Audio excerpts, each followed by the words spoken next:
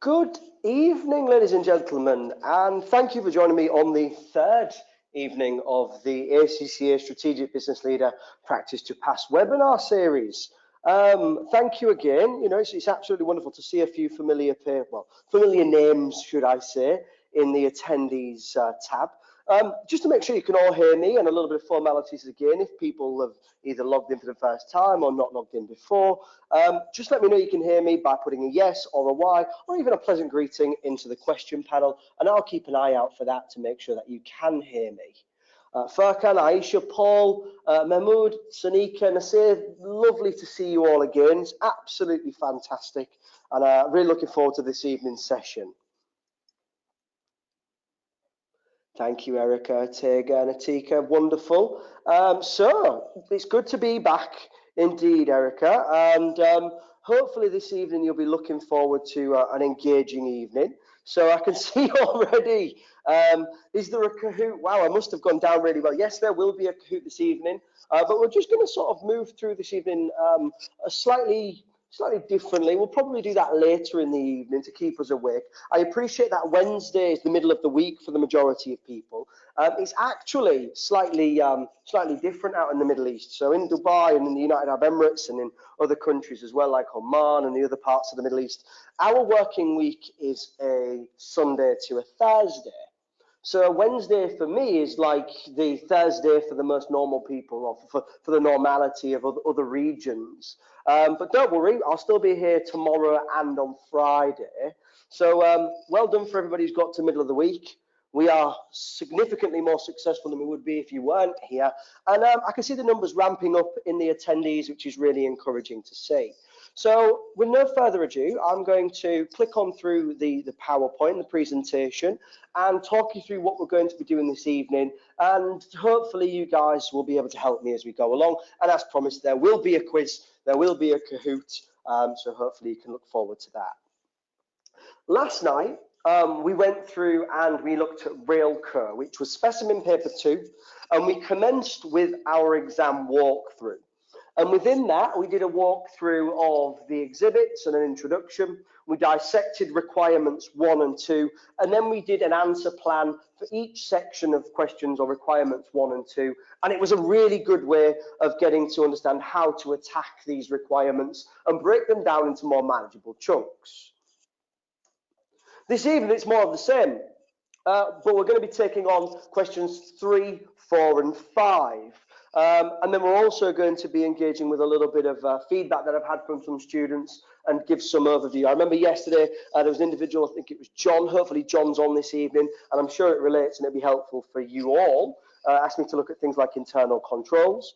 And I'm also going to give you some exam techniques specifically on how to develop your points, because I don't think any of you were necessarily struggling with thinking of things to put in your answer plan, but you maybe were thinking, well, how can I get that to be regarded as a worthwhile comment or a worthwhile point to actually gain marks? So I'm going to show you an exam technique and a way of structuring your paragraphs and sentences to try and maximize your mark allocation, which hopefully you will find useful.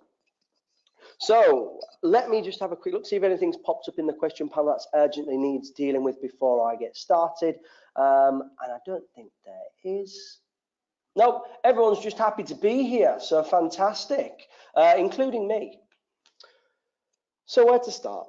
Developing your point. One of the techniques I used to teach all my students and continue to teach all of my students, and it's actually one that's transferable across most of the strategic professional level, is a technique whereby we need to consider how to develop the point. So this little line here, up to 2 marks, were often available for well-developed points, comes from every single examiner's report that I've seen.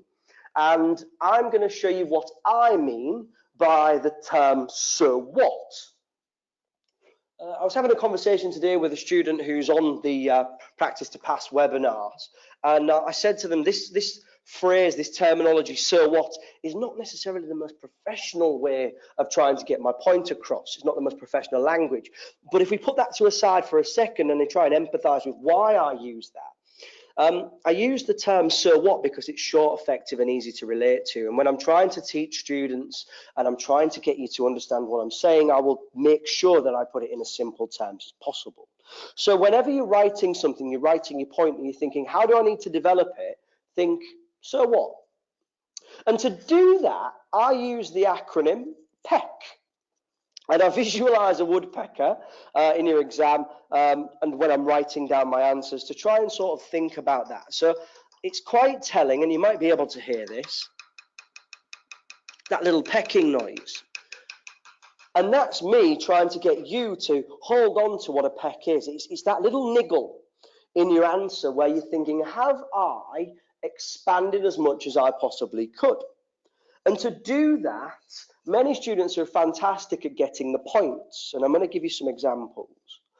And then they forget to do the other two parts, which is to expand and comment.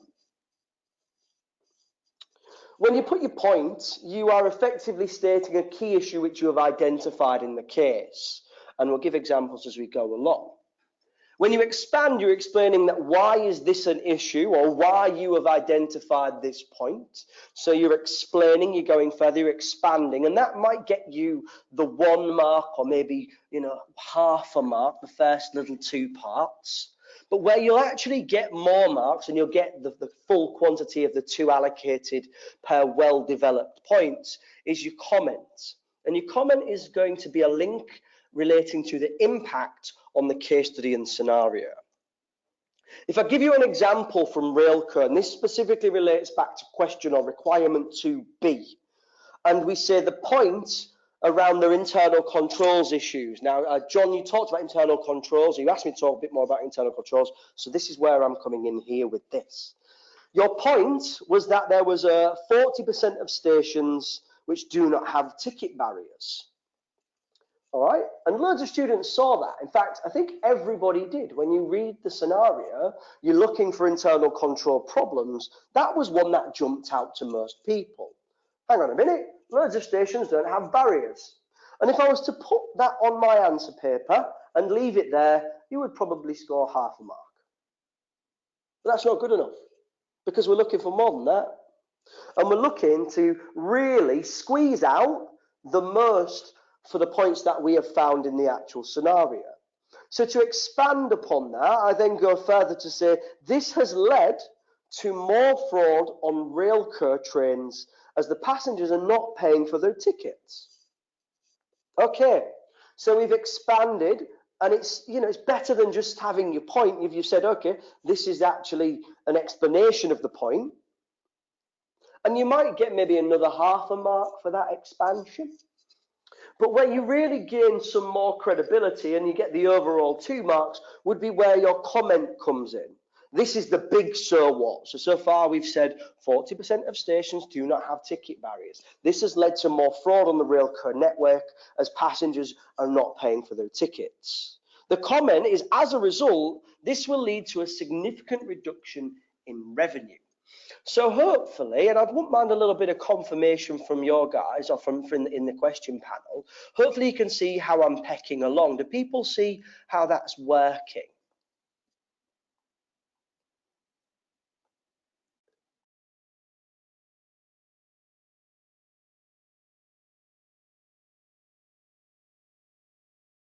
Wonderful. Yeah. So I've got a bit of confirmation that you see how the PEC's working.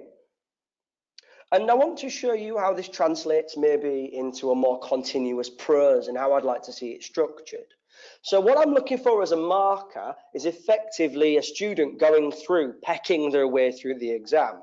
So, just tapping away, making sure that they actually are answering. So that point, expand, comment. Every time you make a point, expand upon it and then comment on it. And it can be it doesn't need to be one thing. It doesn't have to be just revenue. It can be related to costs. I think Nasir mentioned something about costs in the question box, which is brilliant.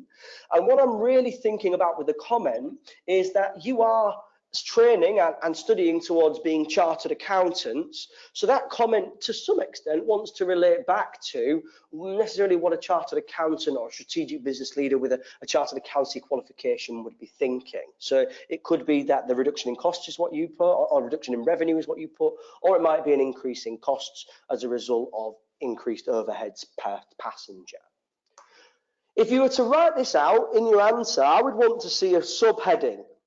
And I really can't emphasize this enough, and I know I'm going to continue to do it, but passengers without tickets underlined guides me as the marker and really helps me understand what you're about to say.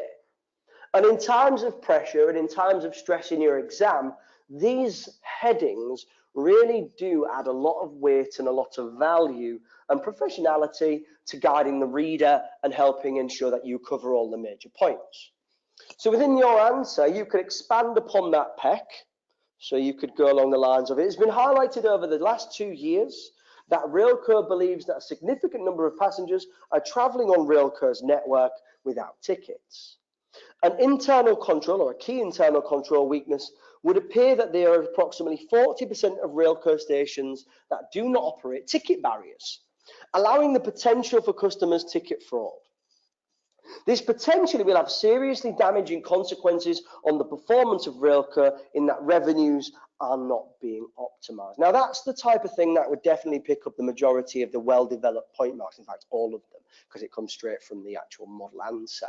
And hopefully now you've seen me break it down in a PEC point of view, it becomes a little bit more relatable, a little bit easier to grasp.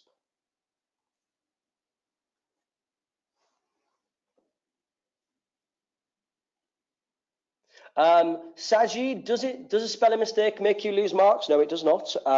As long as it's particularly, as long as it's not massively ridiculous, the marker will do all they can to try and give you the marks. At ACCA, we have a policy of positive marking. We do not negatively mark.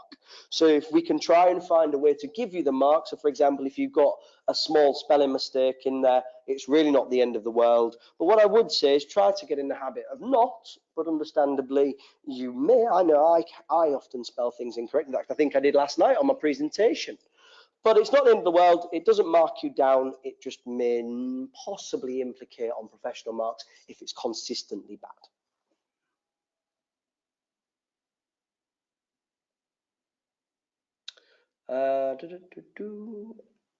Wonderful. So I'm glad you said it's very helpful. Fantastic, Nasir. You're already jumping the gun, which is not a bad thing. And maybe I should change it. You're already ahead of the game. Nasir's already throwing other internal control issues. Nasir, we want you to PEC, and the one that you stated, which I believe, was a lack of investment on online ticket booking systems. So Sealand and A&R have invested in both online booking systems. That's your point. And then you're thinking, all right, nice one. So what? And then you expand, you explain how that happens to be a problem for Railco or the implications and the surroundings of Railco. So Railco lacks an investment or development in IT.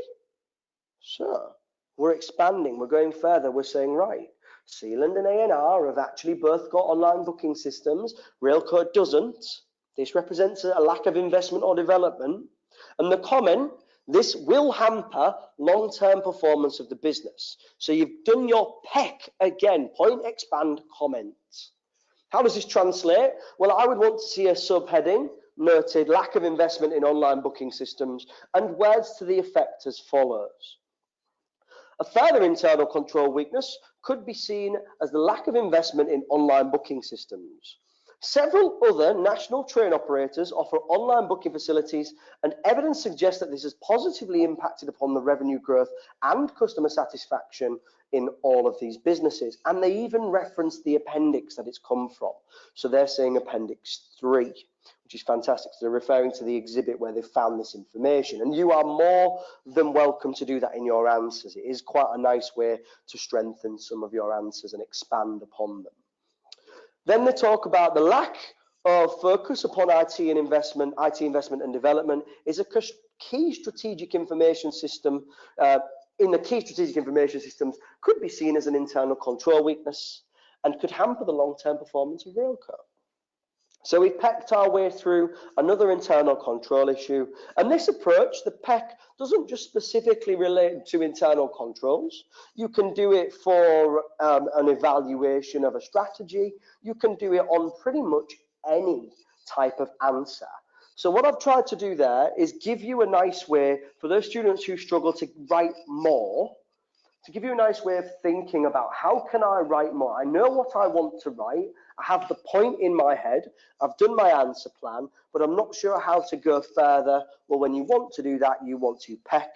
So subheading, underlined, state your point, expand that point by explaining what you mean and how it potentially has a sort of a ruffle effect within the case study, and then comment on that and link it back to the implications potentially around performance. So that brings me to the end of talking around PEC. Hopefully you found that useful. I know many of you engage with it, which is really nice to see. And it's just some of the little sort of gems that I hope would help students expand their answers.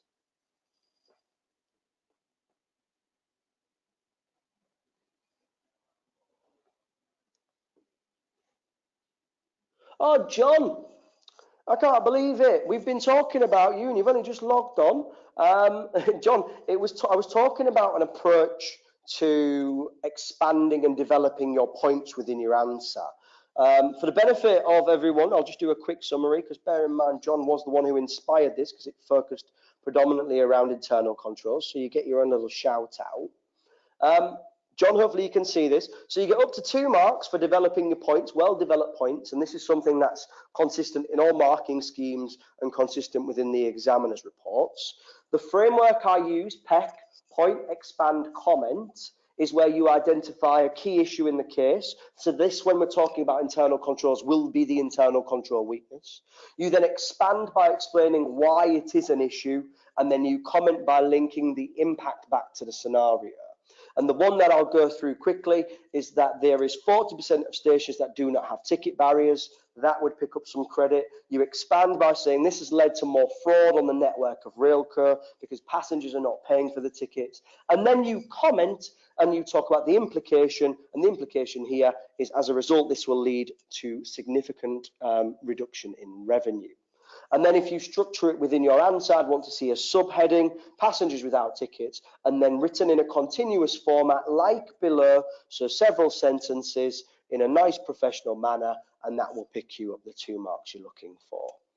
Similarly, I did a walkthrough of a PEC on Sealand and A&R and their online booking systems. I expanded by saying that Railco did not invest in IT, and my comment was that it would hamper the long-term performance of the business. Again, I'd want to see a subheading stating your point, so lack of investment in online booking systems, and then your PEC underneath, your point, your expansion, which is your explanation, and then your comment, which is the impact on the performance of Railco.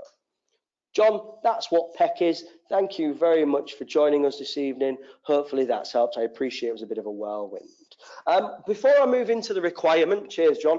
Before I move into the requirement 3, I'm just going to have a quick look and see if there's anything I can help with in the question box.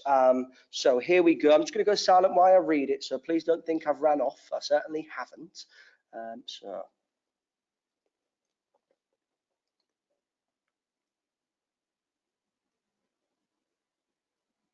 Ortega's asking, would it be out of line for our comment to address the strategy? No, not at all.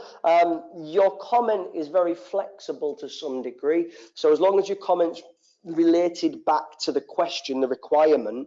So one thing I will say is that the PEC is a very flexible way of expanding answers, and therefore your comment can be flexible in terms of as long as it's addressing the requirement. So if you want to talk about strategy, Ortega, feel free.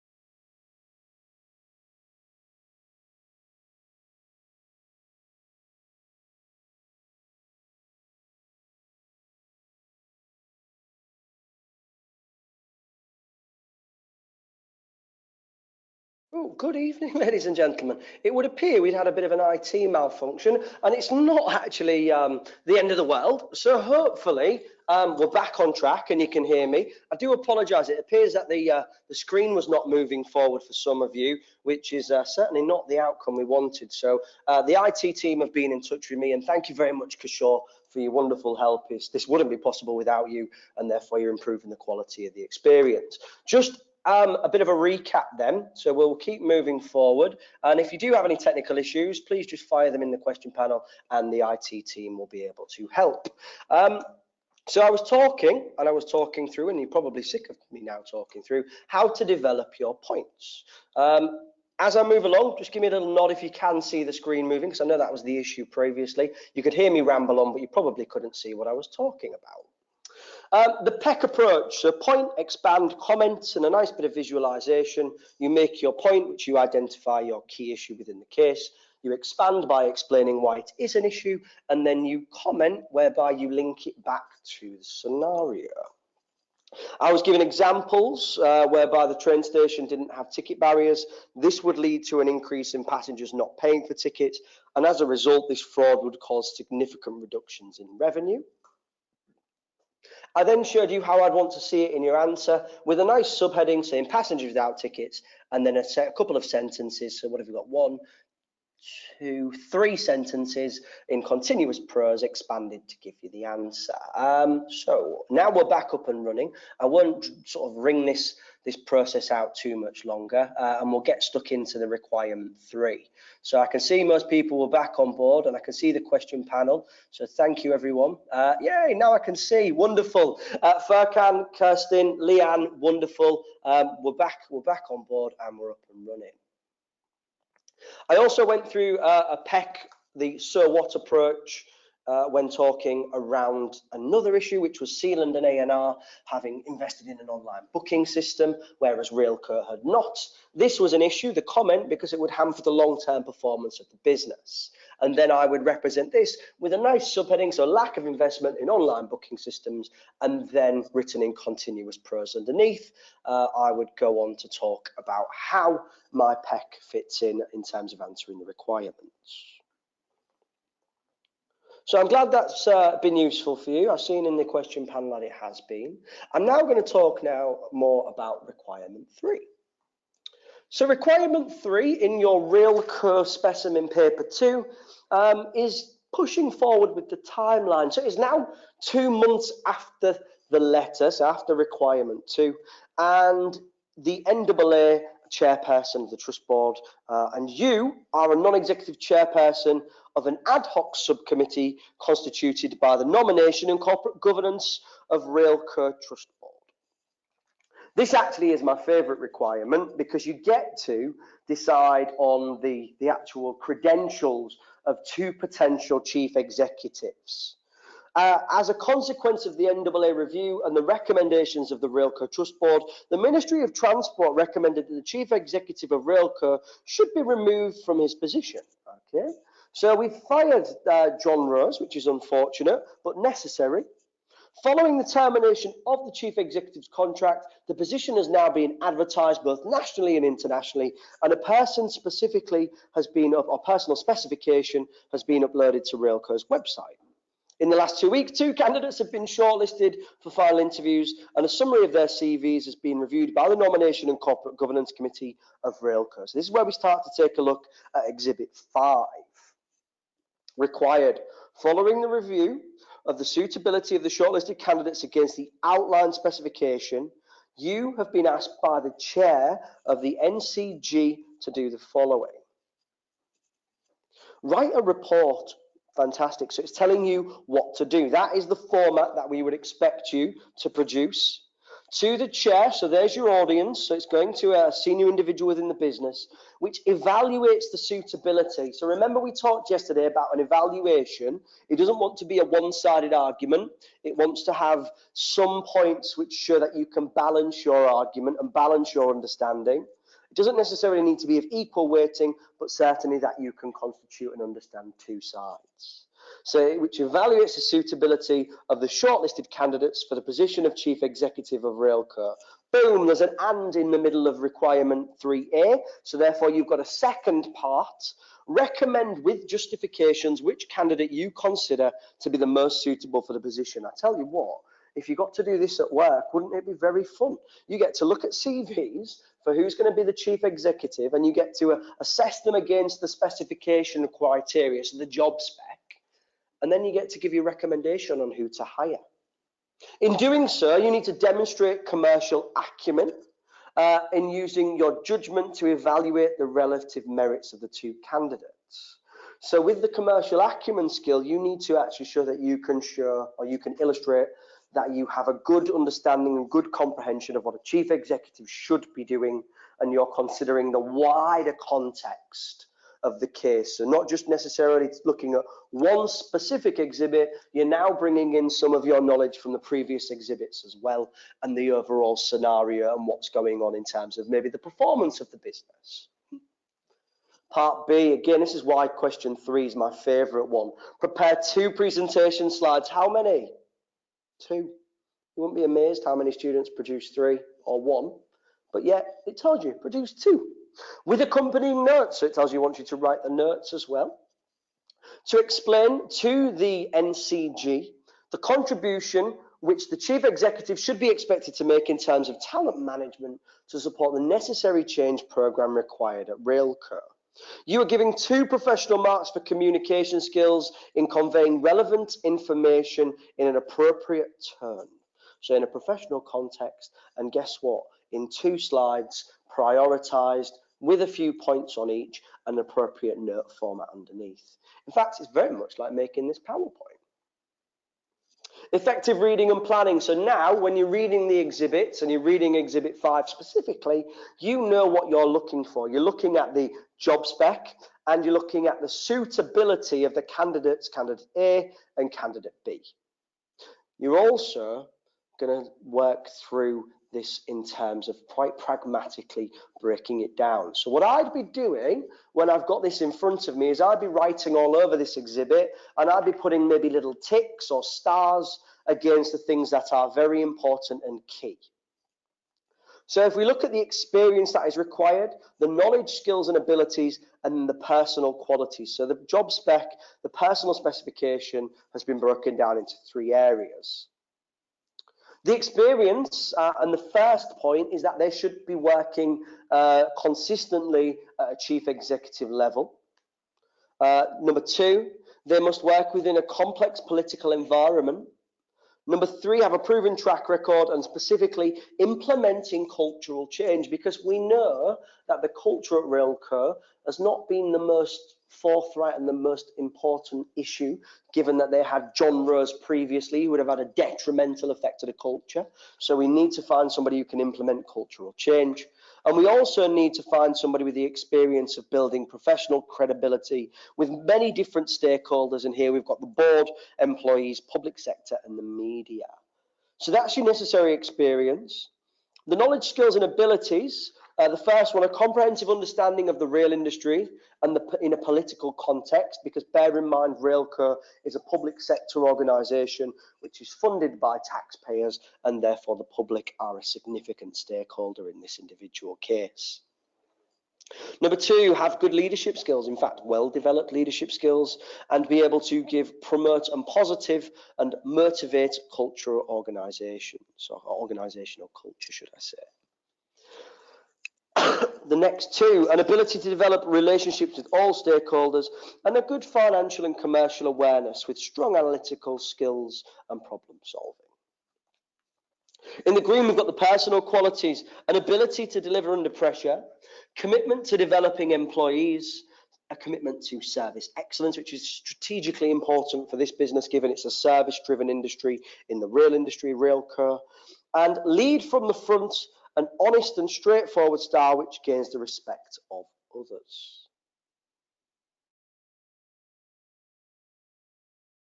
So you've given a little thought to what you're looking for, and in doing so, you'll be going through these CVs on Exhibit 5, and it's quite nicely broken down into professional experience, so that matches up to the job spec, experiences and duties, and then key skills and competencies. So what I would like you to do for the next 3 minutes, so what's that, in 180 seconds, is go through these two CVs and try and find the good and maybe not the, no, I'm not going to say bad because neither of the candidates are bad. And remember, you're doing an evaluation. So the good points for each one, and then come to some form of conclusion in yourselves as to which candidate is the most appropriate. And that will form the basis for your answer plan and the basis for how you're going to go forward writing up your answer. So what time is it now? It is 31 minutes past. I'm going to say, yeah, 3 minutes will be enough time to just have a quick read through these two CVs and find out what's good about each of them. And in doing so, tell me what you think is good about candidate A and tell me what you think is good about candidate B, and maybe give you recommendation as well in the question box. So in fact, it's gone a minute, so I'm going to come back in at 35 minutes past.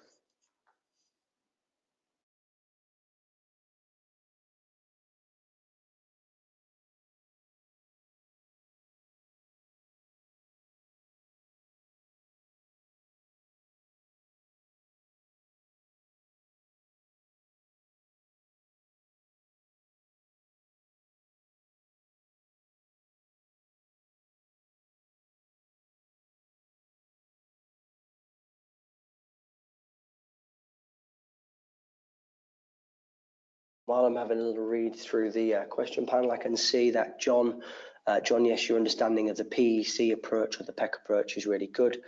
Yolanda, I'm glad that you appreciate it. I'm hoping that it can be one of your areas that you become extremely competent at.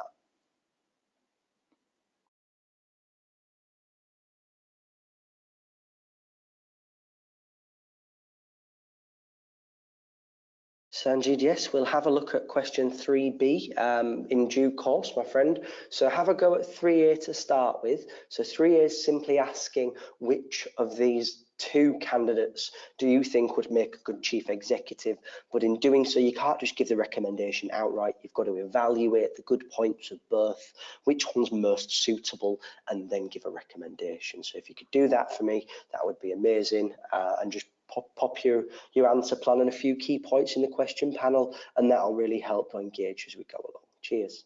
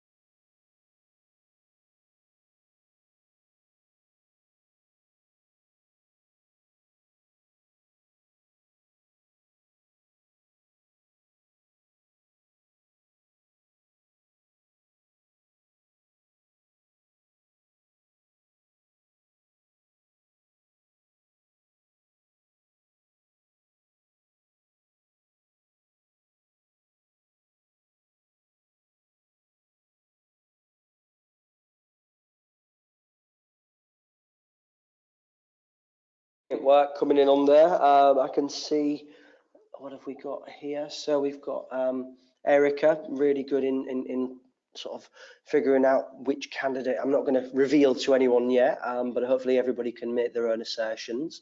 Erica, you're absolutely on the money. Furkan, thank you very much.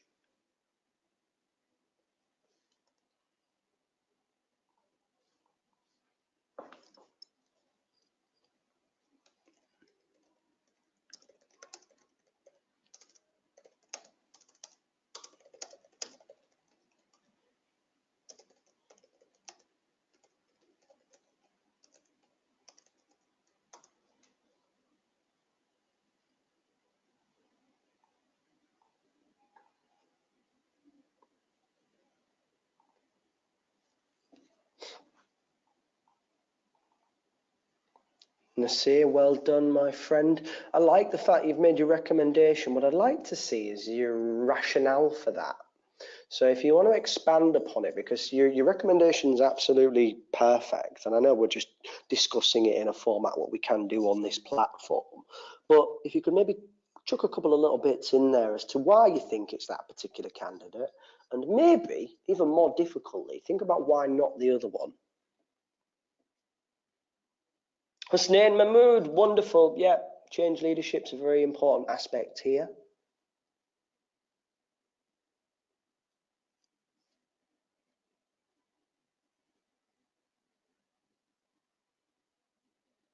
Furkan, wonderful. Erica, outstanding. So Erica's talked about why one of the candidates is possibly less suitable than the other, although highlighted their key strengths as well. So it's showing that Erica understands the term evaluation and really gives me a lot of confidence that you're able to do so.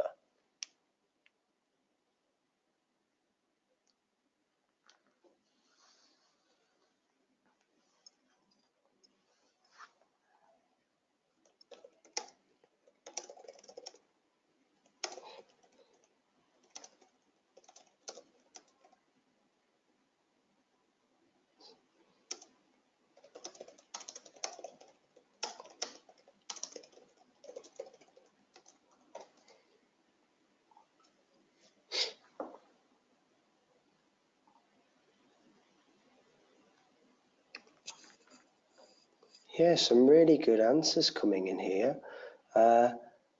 Hassan Mahmood, right? I think I'm going to come back in because I'm actually going to say so far this is probably one of the best answers in terms of the best questions that I've seen you guys engage with. So lots coming in the question panel. If I haven't read it out, I do apologise, but pretty much everyone's got the same conclusion as what I have. And if you haven't, then let's see how we go about this. So if I go back through this now, I've had to split the CVs in half. So I'm pulling out what I see as important factors. So candidate A has chief executive experience of JPS Express, which is a large passenger rail service in an operating country called Jayland, and is currently there, and has also got chief executive experience of Beeland Oil, which is a multinational oil and gas company for 9 years. So if I was going to say that's a good thing because it's ticking the box in terms of the experience requirements, so that's a positive. Develop strategy and missions, responsible for all aspects of human performance and enterprise human talent development. Several complex systems infrastructure investments, which is something that would come in really useful in a rail company. Close liaison with national government regulators and rail interest groups. That's important, given the stress and the necessity of having good stakeholder management. And regular liaison with external suppliers, the media and the public, and given Railco's current issue with the media and subsequently the public as a result of, the Beeland Herald's negative publication that we've already read, this guy seems, or this person seems very appropriate. Having said that, candidate B's got some fantastic possibilities.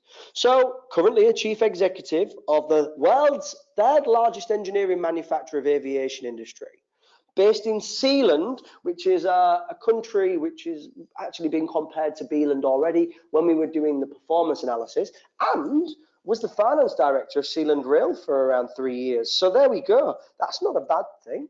But does it meet the job spec? Just glancing through, it's not as good a fit, but it's still not bad.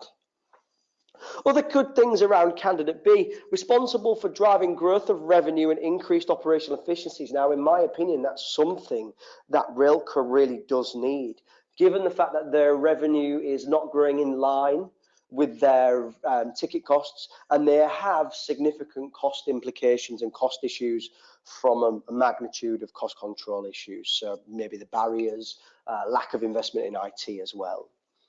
Can identify skill gaps, providing advice on hiring strategies, but maybe not at such a higher level as candidate A. Liaising with key strategic suppliers and customers, so it's got stakeholder management, but again, slightly at a more operational level. good understanding of budget expenditure, and motivating and providing strong leadership to all departments. So this is where I then pull out the bits that I like. So I'm put the ticks next to it because they're all good things. But what I'm going to do is I'm going to try and sort of identify the two key bits at the beginning of these CVs that make me think candidate A, or make me lean towards candidate A. I believe that candidate candidate A, definitely not a horse, candidate A has better or more appropriate even chief executive experience. I also believe that because candidate A has regularly liaised with external suppliers, the media and the public, that is also a significant advantage of candidate A over candidate B. So if I look at this now, I say that candidate A has the 2 stars where we talk about the chief executive experience probably being the most effective comparative to candidate B.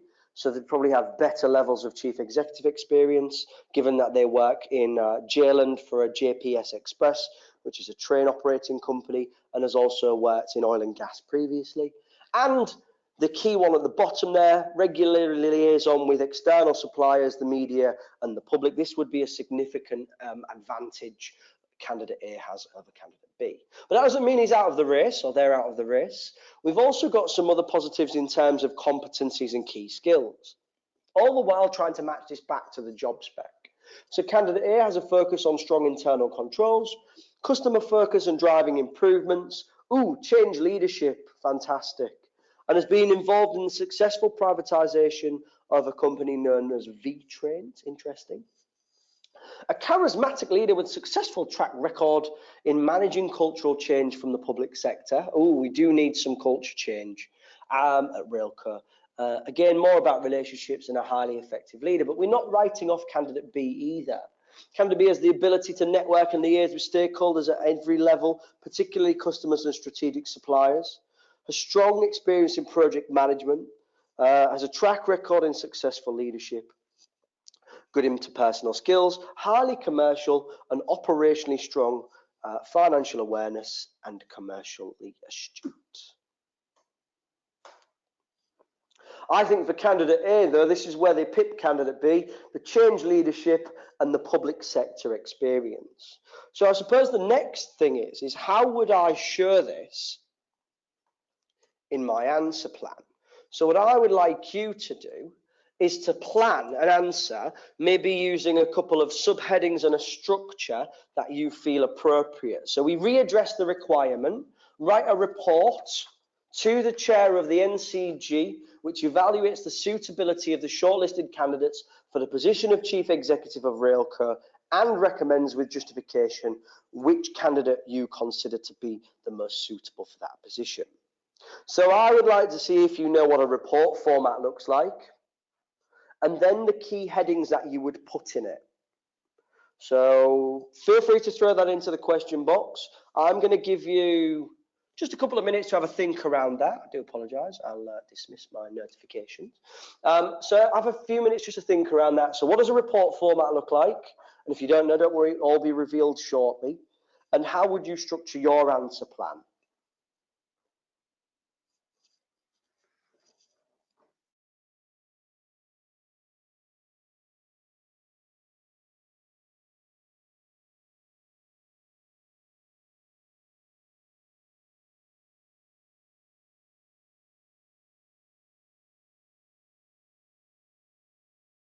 Farkan, wonderful. Yeah, so we've got a good structure there.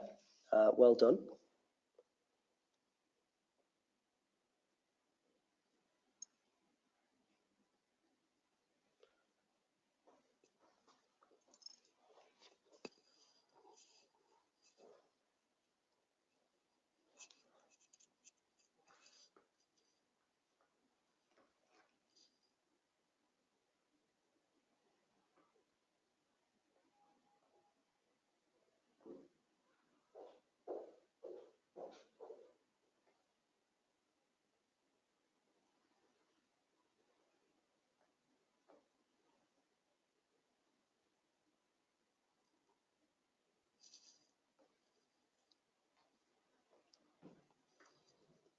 Yeah, so what I would like to see in your answer plan is a few sections. So I would like to see your report format, which many of you have got right.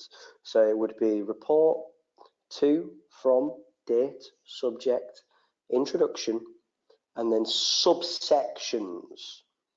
So I would probably start with a section around maybe the personal specification and the criteria set out by the board. And then I would have two other sections. I would have candidate A as one subheading and explain how candidate A and evaluate how candidate A was actually appropriate. And then I would have candidate B as another part of the answer plan, and I would explain all the good things and the maybe not so good things about candidate B. And then I would have a last section, which is the final part of the requirement, which is, yes, either a conclusion or a recommendation. Thank you, Erica. So Yolanda, that's insightful. Erica, fantastic. Let's see how I've gone about laying mine out. Hopefully you can still see the screen. So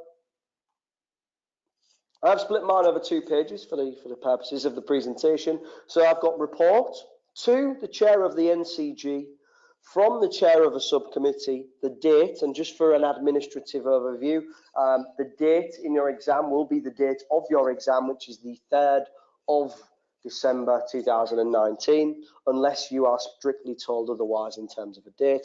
I often just say that the date of the exam is fine.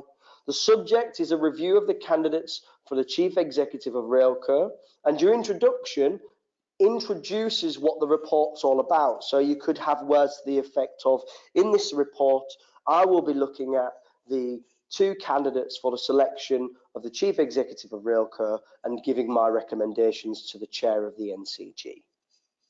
First section, personal specification, which is set out clear criteria for what you're looking for.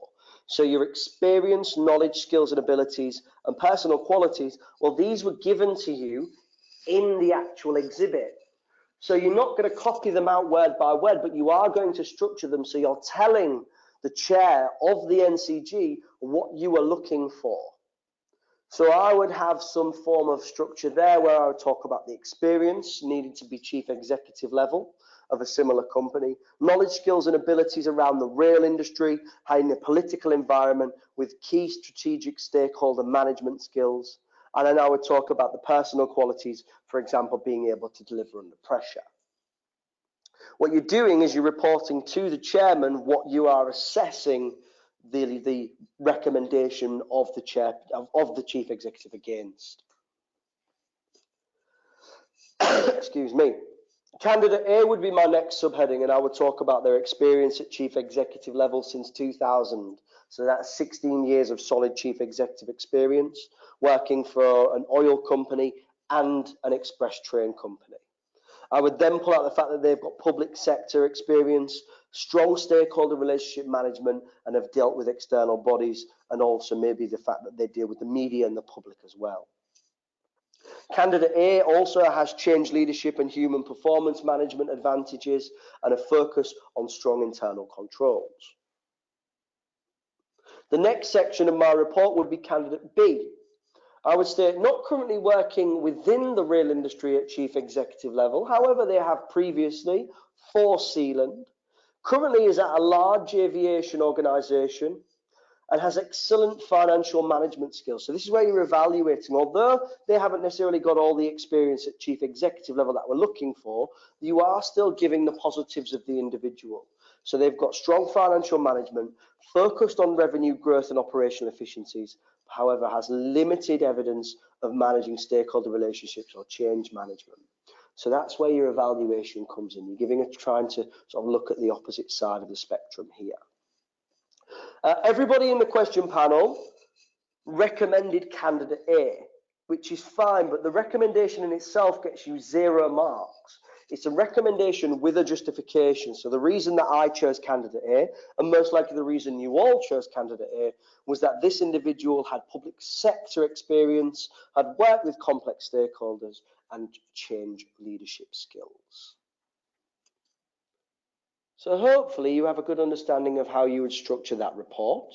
So it would be to, from, date, subject, introduction, subsections, so a little bit about the job spec, candidate A, candidate B, and then a recommendation, and for that you would pick up literally all of the marks. How the marks are spread out from a marking guide point of view: up to 1 mark for each relevant point, which clearly evaluates each shortlisted candidate. Award up to 2 marks for a clearly justified recommendation.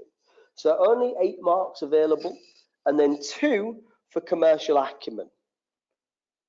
To get 2 commercial acumen marks, the candidate has demonstrated excellent commercial acumen using the personal specification to form a clear judgment of the requirements of the role. The candidate has demonstrated strong awareness of the factors impacting on the successful contribution of a new chief executive and has made sound judgments on the choice of candidate. This leads me now to wrap up and finish my answer plan and my talk through question 3A. But before I do that, I'm just going to see how everybody's getting on and if anybody's raised any concerns, which they haven't, which I'll take as a positive. So what we've got so far is that we've got the conclusion. Erica, thank you. Yolanda, John, Furkan, Nasir, all this input is really good. Atega, thank you. Ishmael, absolutely fantastic. Aisha as well. I really thank you for being engaging. The next part now is question or requirement 3B. So to go back to it and just to split it up, we've got 14.4 minutes, so we'll round that down. 14 minutes to deal with an 8-mark requirement, which wants you to draw up 2 presentation slides. This would be a gift in your exam. I know that one individual wanted me to expand upon what to do here. So I'm going to give you a template within the plan as well. Prepare 2 slides. So if you get this type of requirement, the plan can be done and the answer pretty much hand in hand. You want to take your sword, and if you're thinking, hang on a minute, what are you talking about? I'm talking about your ruler. You need to take your ruler, draw a presentation slide box on your answer page, your answer booklet. So maybe take up half a page doing that. And then underneath, you want to write the subheading notes, underline it, and then put your notes underneath there as well. What you're talking about, well, the first slide, we'll want to talk about talent and maybe the term talent management in there as well. In fact, definitely the term talent management in there. And then write the notes underneath there as well.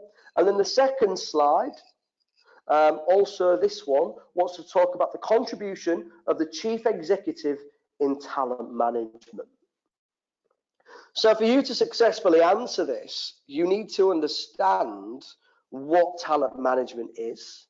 And if you don't, then actually just use some form of your educated guess, and I don't often say that, but maybe a common sense approach of an understanding of what talent is, and maybe why it's important to manage that talent. So for example, progression planning within an organization of individuals who are ACCA students. And then the second slide, to support the necessary change program required within Railco, you want to talk about the contribution that a chief executive makes. And you need to consider who the chief executive is within an organization, which is very much a talisman for a business which tends to attract strong talent.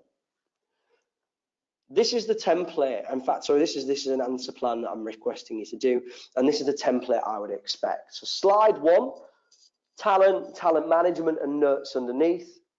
And I will give you a minute or 2. In fact, I'll give you 5 minutes to do both parts of this. So slide 1 is talent and talent management, and slide 2 is the contribution that the chief executive makes. So have a little go at doing an answer plan for that. And then when I get back, which will be in 5 minutes, and I'll talk as well as we go through, we'll discuss it in some more detail.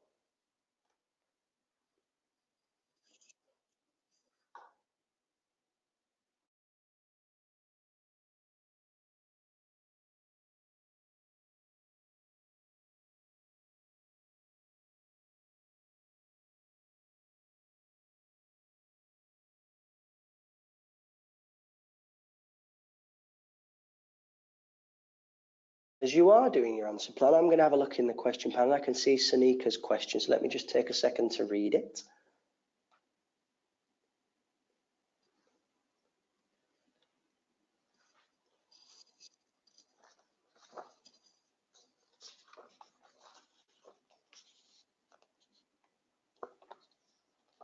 So Sanika's question is very appropriate, and I get asked this a lot. How can we know in the exam how many marks will be allocated and how many points are required? And it genuinely comes from lots of practice, Sanika. So if we look at the previous requirement, well, we've got that to hand, so 3A, you got, let me just find this, up to 1 mark for each relevant point, which clearly evaluates the shortlisted candidates, and you could be awarded up to 2 marks for a clearly justified recommendation. You will understand how the mark allocations work by doing more and more practice and taking a note within the ACCA resources and also the approved learning partners. So maybe your Kaplans or your BPPs or your first intuitions. Their exam kits also show you how the mark allocations are split.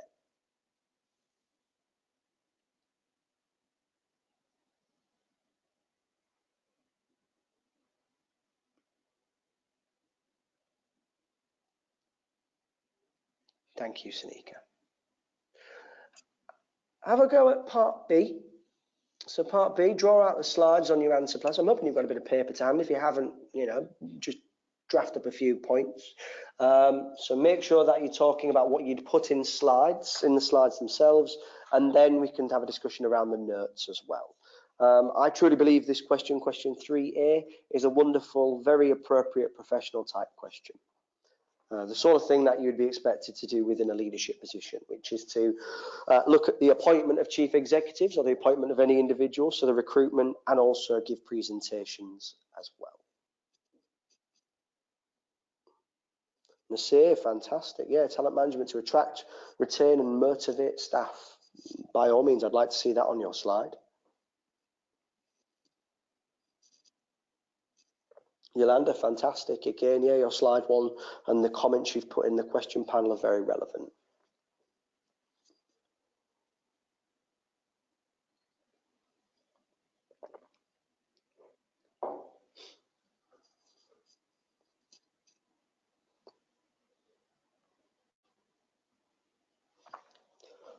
Husnain, you're absolutely along the right lines as well, talking about long-term objectives, talented individuals, and the management of these through recruiting, retaining, motivating, and deploying the personnel which are required in these areas.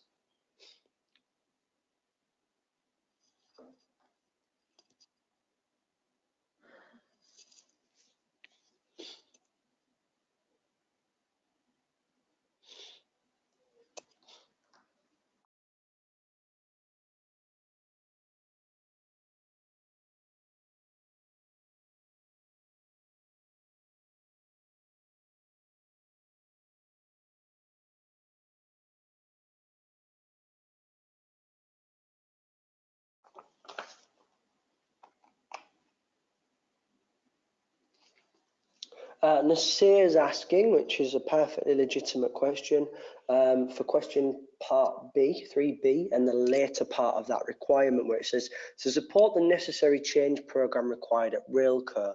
Nasir is asking what type of change is it talking about? Well, in all honesty, it's going to be the change in terms of bringing in a new chief executive. So bringing a new chief executive will instigate the necessity of change in terms of organisational culture. And you've got to think about it from a big point of view. So currently, or previously, should I say, because the timeline's evolved, the last 2 months, we got rid of our chief executive, John Rose. And then when we get the new chief executive, we're going to need to change the culture of the organisation. We're going to need to change some of the understandings within it. So therefore, you need to actually have a chief executive who can manage the current talent, but also attract new talent to companies like Railco. Nasir, I hope that's helped.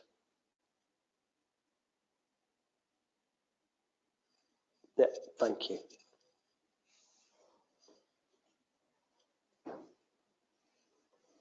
Okay, Yolanda. Yolanda's popping in a meeting, so I hope your meeting goes well, Yolanda, and we'll see you in 20 minutes. Kennedy, wonderful. Yeah, talent, motivate employees, allowing, supporting, allocating tasks, fantastic. So you've got a good understanding of talent management And Ismail, wonderful again. I'm not seeing anything incorrect, which is absolutely brilliant. And you do sometimes in the chat panels, you get people who are very brave, and sometimes they might get things wrong, which I do actively encourage because we learn from our mistakes. I'm now going to talk through my answer plan, and as we go through it, give me a shout if you want me to elaborate on anything. So just before we do that, hopefully I can go back to this. Prepare 2 slides. Again, I just want to emphasize that it's 2 slides, and I know it sounds a little bit condescending. I do not mean it to sound condescending. I just want to reiterate that many students, when I've set this question before and left them to their own devices, will produce 1 slide or 3 slides, and in that instance, will score very lowly. 2 slides with accompanying notes, and many students, in fact, you might have seen in one of the examiner's reports when a similar requirement was set, they either did slides or notes or neither. So it's important that you do take a ruler in to draw out the slides, and it's important that you put the notes underneath. So accompanying notes to explain to the NCG the contribution which a chief executive should be expected to make in terms of talent management to support the necessary change programme required in Railco. Slide 1, talent. The natural aptitude or skill which can contribute to the organisation's performance. And talent management, and many of you were saying words along this and you'd have got the marks, to attract, identify, develop, engage, retain, deploy the valuable employees, which is critical to Railco. Within the notes, as I move down the slide, talented individuals make an impact on the performance of the company. This should be of the utmost importance to Railco, an attempt to turn around its performance. Talent management should be a key part of the organisational strategy and the development programme to coach, network and develop talented employees to make sure that the staff are effectively trained and motivated. There's your notes underneath, and you would score many, many marks for this. In fact, if you do get slides and a presentation in your exam, I hope you sit there with a smile. Slide 2, the contribution of the chief exec in terms of talent management. And on the slide, I want to see comments along the lines of lead from the top, because it's the chief executive's job to set the tone of the organisation, and therefore their leadership style and how they deal with talented employees is extremely important. They should also have buy-in from senior management. So that second point, senior management must assess the talent needs for a change program. So therefore, when they bring in the new chief executive, they're also probably going to bring in some more people or train up the people they've got at Railco. And it's the chief executive officer who is the driving force in attracting talent and building a high-performing workplace. The notes underneath. The chief executive must lead senior management team to understand that talent management is key in the change program at Railco. So when you do get a new chief executive, they will want to bring in their own people or develop the good people they have at Railco already. Visibility at senior level support, or the visibility of senior level support, is critical. So for people to be motivated and also for them to stay within the organisation, it is important that senior management buy into a change management and talent management program, because otherwise people will just think, well, I'm going to leave because I'm not going anywhere. I'm not progressing. The ability to attract external talent depends on the brand of Railco, which is very much focused and centred around the chief executive. So the chief executive is the driving force, integral in creating the employer brand, which will attract talent. If you think about organisations within the world, and I'll just think of several different chief executives, so maybe you might automatically think about, I don't know, Virgin and Richard Branson, how he's a very sort of charismatic leader and how people want to work for that organisation, or maybe how Steve Jobs was also a charismatic leader and how people wanted to work for Apple. And I'm sure there's many individuals within your organisations where you look up the hierarchy, or maybe you are that person within your organisation which does attract people to come and work with you or for that business. At this point, I'm going to now look at the marking guide. So you get up to 3 marks per slide, which is very nice. So make sure you do slides and notes. Up to 1 mark for each relevant point relating to the impact of talent management in the change required by Railco. Remember, you've got communication skills. So a poor candidate would have been one, quite frankly, who wouldn't have set this up in an appropriate format. So you can see the little red dot. The answer is not communicated in an appropriate format. In other words, they didn't do it in slides. Or turn. So it isn't set as if it's for a non-executive director of the nomination committee. It's maybe set in slang words or abbreviations. So try and keep as professional as you can. As we move up the Likert scale, we go to the 2 marks, which is what you hopefully all would have achieved. The candidate has demonstrated excellent communication skills. The presentation slides and the notes were correctly and effectively structured, covering all key issues needed by the nomination committee to explain the contribution of talent management expected of the new chief executive officer. Now, personally, I think I've said this a few times, but I will say it again. I really liked requirement 3. I'd be interested to know if you did. So actually, why not do a quick question there? How did you find that? Did you like requirement 3? Would you think that it would take the allotted time? I'm just going to do a quick calculation. So what was that? And I do apologize, I've not got my calculator to hand. That serves me right. So all in all, you would have had 32 minutes for the 18 marks for the entire. Oh, Elon Musk has popped up in the save. Fantastic. There's a charismatic leader. 32 minutes you would have got for question 3, requirement 3. Do you think you'd have been able to do it in a quicker amount of time, or do you think you might have struggled? I'd like your feedback on requirement 3, please, in the question panel. Nasir, I've got that straight away. Thank you very much.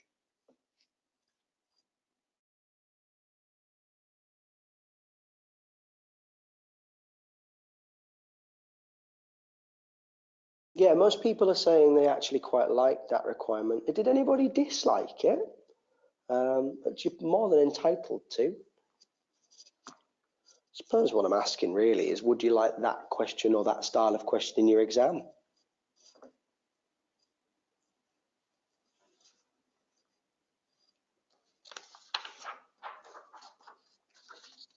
Cheers, Paul. Thank you. Oh, Farouk, yeah, lovely. I laughed because I read the first part and I was a little bit like, oh no. For the benefit of everyone, Furkan even said, I did not like it. I loved it. So I mean, that's a fantastic bit of feedback from my side. Husnain's, I really like that question. So Husnain Mahmood has said, how can we be sure about the headings in the slide? And I suppose I was very kind to you when setting the sort of, I gave you those headings.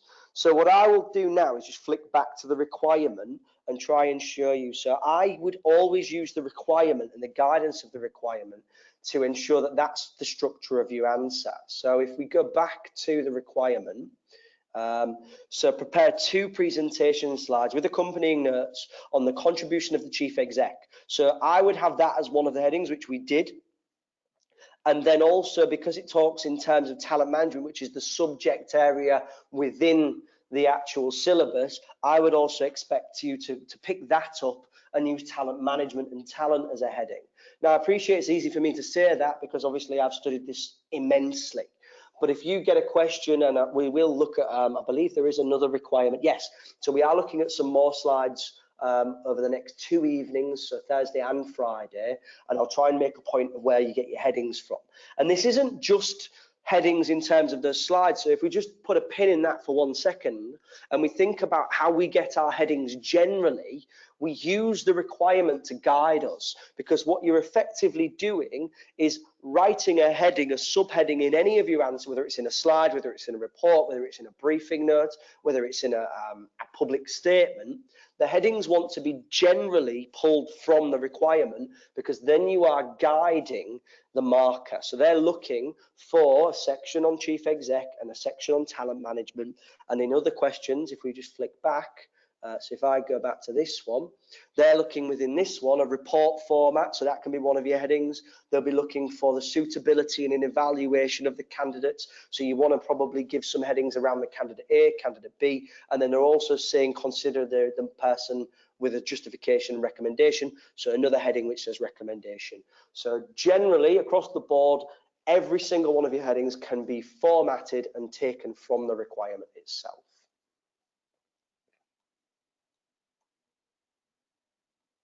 moving forward, and before I do that, yeah, there we go, back to 3B. I'm just going to have a look and see how everyone else is comment on it. So generally everyone's quite positive.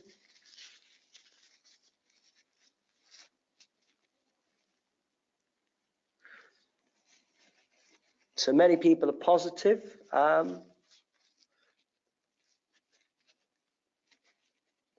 A few people are coming on now. The bullet points. So, first of all, how do you find the headings? The headings are pulled from the requirement. The bullet points are effectively reversed engineered from what your notes want to be. So your notes are written underneath it in continuous prose.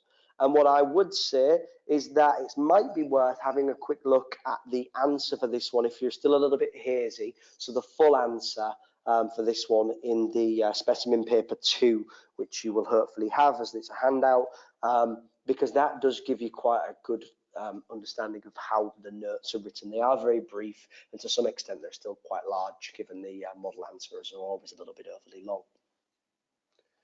John, do we need to put notes in bullet points? I would advocate no. I would write the bullet point. I would write the notes in continuous prose in sentences underneath.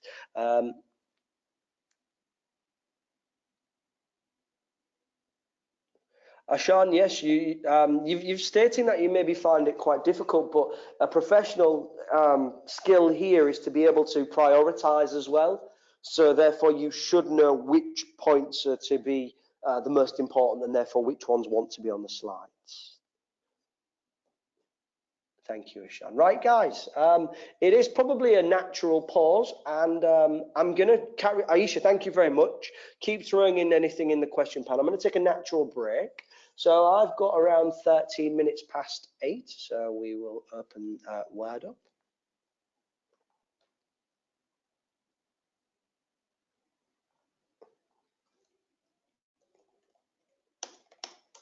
And it is 8:13, and we will come back in 15 minutes. So let's say 28 past. Start that again. 28. Let's make that a bit bigger so you can all see it. So we're going to take 15 minutes now, so we'll have a comfort break, and keep throwing any questions you've got in the question panel. And when we get back, we'll do a Kahoot. So this gives you enough reason to come back. We'll do a Kahoot. For anybody who hasn't done a Kahoot yet, so maybe you weren't on last night's session, you need to go on to Kahoot, KAHOOT.IT, and then we'll have a bit of fun when we get back to make sure you're all still awake. See you in 15 minutes, and I'll round that extra minute up because I've carried on talking.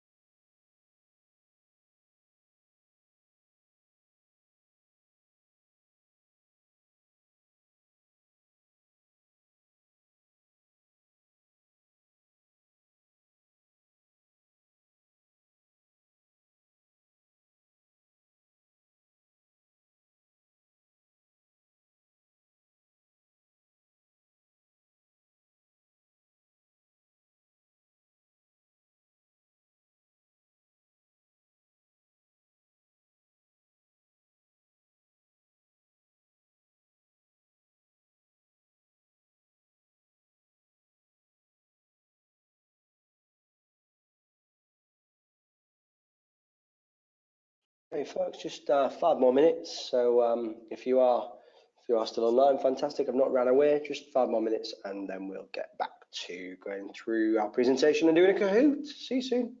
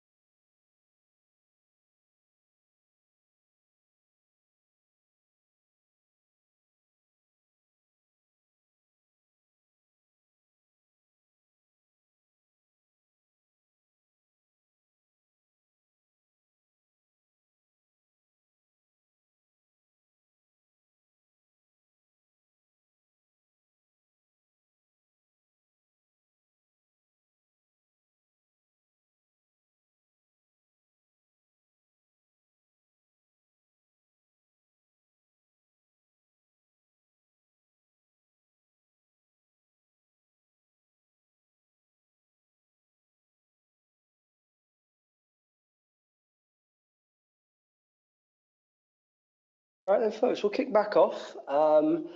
Before I get stuck back into the presentation, so I'll just press play. I just want to make sure that there's nothing I need to address in the question panel. All I can see is that Furkan is very excited for the Kahoots. So what are we saying? Oh yeah, Nasir's put something very insightful. Notes should be in the turn as the person explaining slides. So I think that's actually probably better than I could put it myself. Nasir, I hope you don't mind. I'm going to steal that.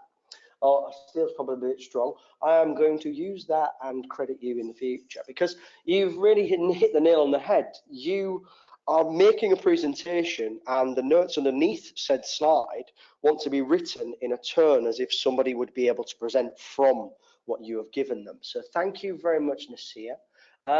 So with no further ado, let's get stuck back into here. So hopefully everyone can see my slide. For those who weren't on last night, feel free to get involved this evening. For those who were involved last night, I hope you all still get involved because it was very fun. And I've had lots of feedback, lots of positive feedback. So Kahoot is an interactive game, for those who haven't played it, which can be found on the search engine of your choosing. You just type in Kahoot, K-A-H-O-O-T, and the website you want to go on is kahoot.it.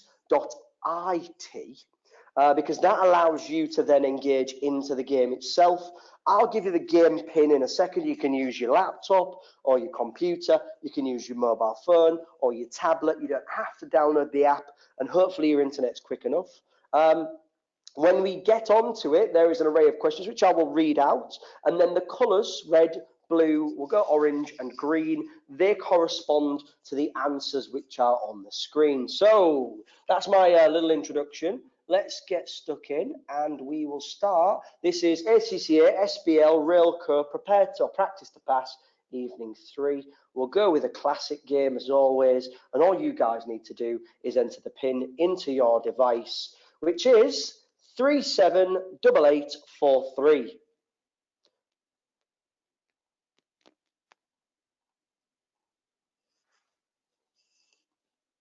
DD's the first one in, which means that they're obviously very excited. Hassan, AA, oh wow, it's flying in.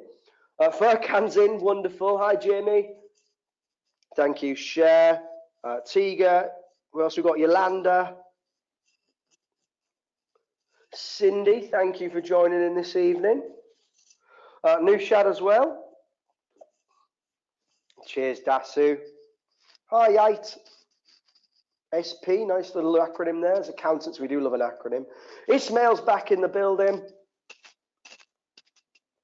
Hassan, Aisha. ET, extraterrestrial. I don't think that's what that stands for. Hi, Mavis. Kristen's in as well. I'll give you, I think we can probably get another 5. Come on. Last night we had over 50. Tider. Sandy Springs, we saw you last night as well. Great name. Come on. Kiddisto, we lost one right then. Well, I'll tell you what, if the correlation is going to be going backwards, I won't be impressed. For anybody who isn't on, because they've got a little bit of technical difficulty, unknown, we'll go with that one. Remember, the pin is 378843. You've got to enter that into the app or into the actual website, and then you get access. Pop your name in and you'll be able to enjoy the game as we go along. Right, let's see how we get on. If you can't get on the app or you don't have access, feel free to just throw your answers into the question panel and I'll review that at the end. 11 questions this evening, and we'll start with true or false. Railco are living up to their stated vision.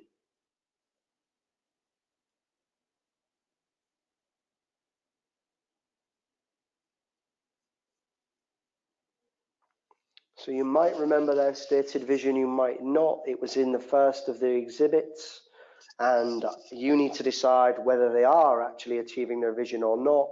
And the 17 of you got it correct, is that it's false. They are not living up to their vision, and therefore they are not actually meeting the needs of the people they are serving. Furkan, no wonder you wanted to play this. You're top of the leaderboard. Didi, Hassan, and we've got 2 others as well. So this one's a quiz. What was the headline written by the Beeland Herald? Was it Railco equals go slow? John Rose has more thorns than flowers? Is Railco going off the rails? Or ticket inspectors? You've got to hand it to them.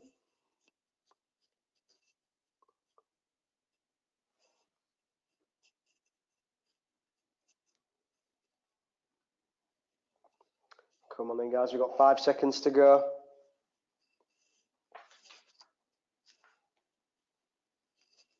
Beautiful. 21 of you got it right. Yes.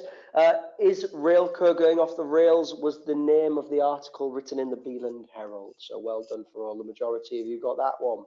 Furkan still top of the leaderboard. Actually, the top 5 look quite static. True or false? Philip Axes is an NED and the chair of the Audit and Risk Committee.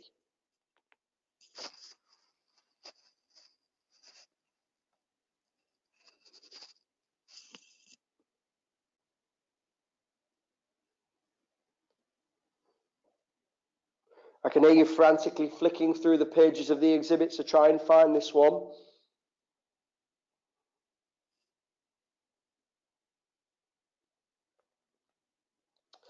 It is indeed true. Yes, Philip Axes is a non-executive director and the chair of the Audit and Risk Committee, and that came as part of the information in your exhibits, specifically referenced in the exhibit where we had the board meeting minutes. So we've had a new leader. We've got Kristin. Fantastic. Well done there. Not much in it as well. Only 45 points between first and only 99 points between first and third. So we're doing really well, close at the top. When considering the professional skill of communication, which of the following is important? An appropriate answer structure, the turn of your answer, covering all the relevant points, or all of the above. Get your answer in quick. You score more points the faster you answer.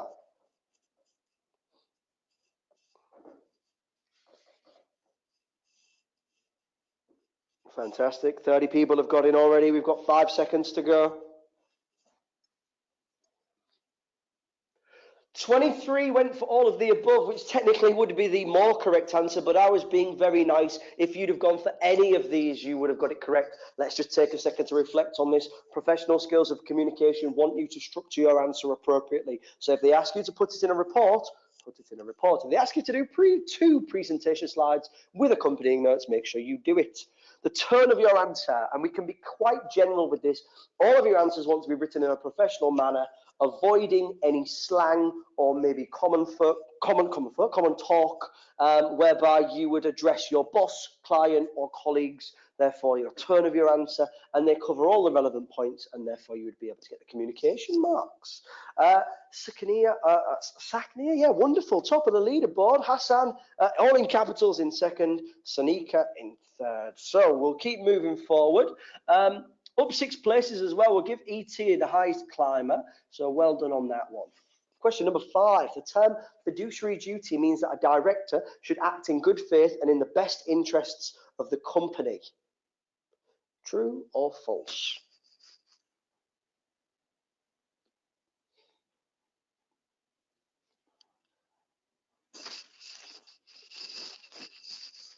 So this is a little tip of the hat to one of the questions we looked at yesterday, where they used the term fiduciary duty, in which John Rosewood actually breached his fiduciary duty.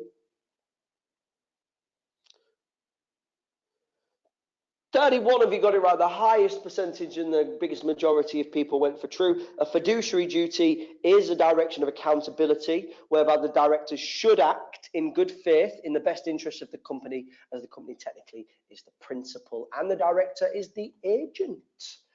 Sakanina, well done. Yeah, still on top. Hassan in second and Sanika in third. We're looking really good so far. So we're about halfway through now. According to the Higgs report of 2003, what was the acronym that you can use to help remember the 3 key roles of a non-executive director?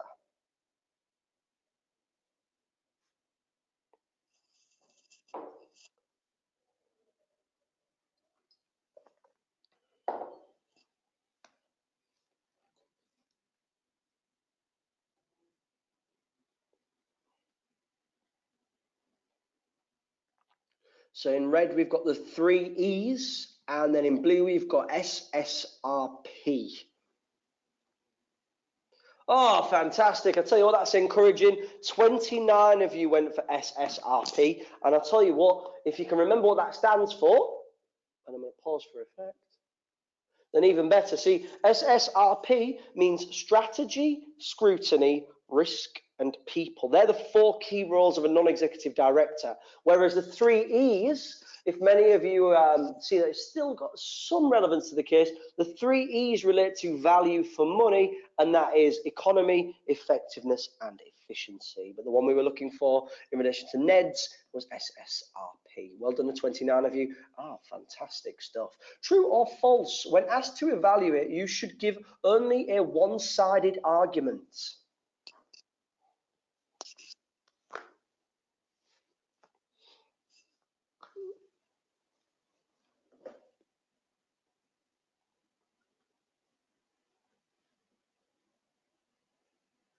Right, then how did we get on with that one? Bear with me 1 second, because I was just having a quick review of the question panel. Looks like we are doing pretty well. So here we go. 29 of you got it right. Fantastic. So yes, it is false. When evaluating in any form, whether it's a professional mark allocation or whether it's the verb within the question, you would want to give two sides of the argument, not necessarily equally weighted, because in life they are not always equally weighted. So moving forward now, how's the leaderboard looking? Top five's remaining consistent. Kristin is making a comeback with 3 in a row. You are on fire, Kristin. I hope not literally, but metaphorically speaking, that's always a positive. So keep up the good work. Number 8, a report should be or should have which of the following? 2 from date subject, introduction, sections with subheadings, or all of the above.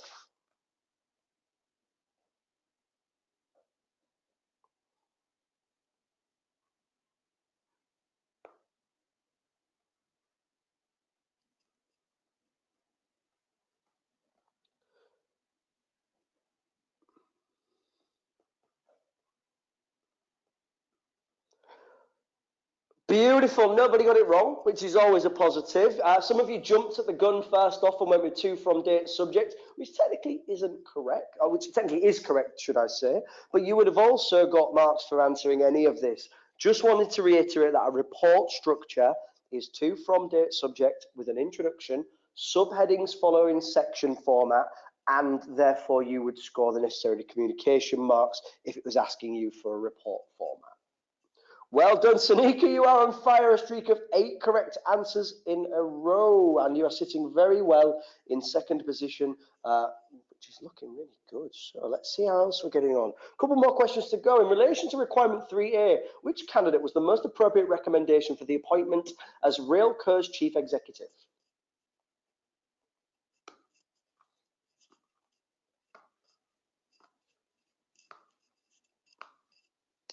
This is just testing your short-term memory. We decided which candidate to appoint. Was it candidate A or candidate B?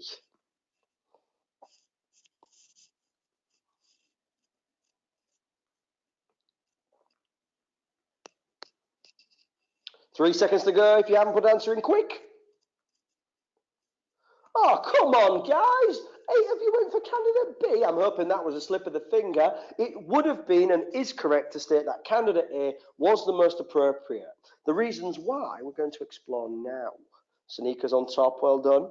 Select any of the following which made candidate A more appropriate than candidate B for the chief executive role at Railco.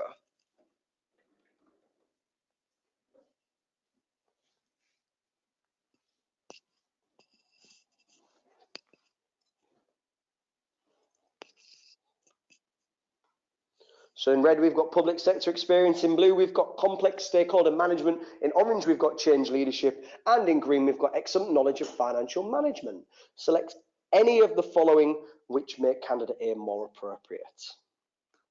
Yes, you could have gone for red, blue, or orange, but not green, because candidate A did have solid public sector experience, was able to complexly manage stakeholders or manage complex stakeholders, and had experience in change leadership, whereas candidate B was the one which specifically had excellent financial management knowledge. Only one of you went for green, which is very, very positive. So we are coming towards, I believe, the last question, and it could be any of you. Hello, Leeds. Fantastic for making it into the top 5. Let's see how we get on. And Tyder is making a comeback. You are on fire with 3 in a row. Last question. What approach should you take when developing your answer? Repeat the same point over and over again. PEC. Rewrite the requirement onto the answer booklet, or superfluous waffle and brain dump. And if anyone can see the There's a random Pokemon on your page, actually, doing a nice sort of dance for you there. 2 seconds to go, and the winner is... Oh, well done. Yes, 27 of you went for the correct answer, which is to peck, point, expand, and comment.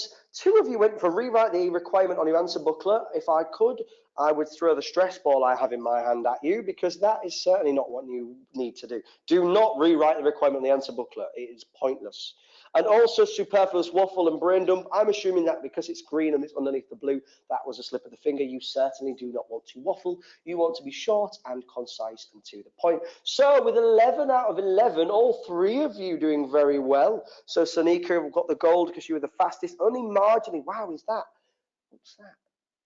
9 points difference, Sonika. That's very, very, very, very much down to probably your internet provider. So well done. Hassan, I do apologise in getting the silver medal. Nusad, well done also in getting bronze. What did the top 5 look like? Leeds there. Oh, I was rooting for you. I know not meant to be biased, but I am.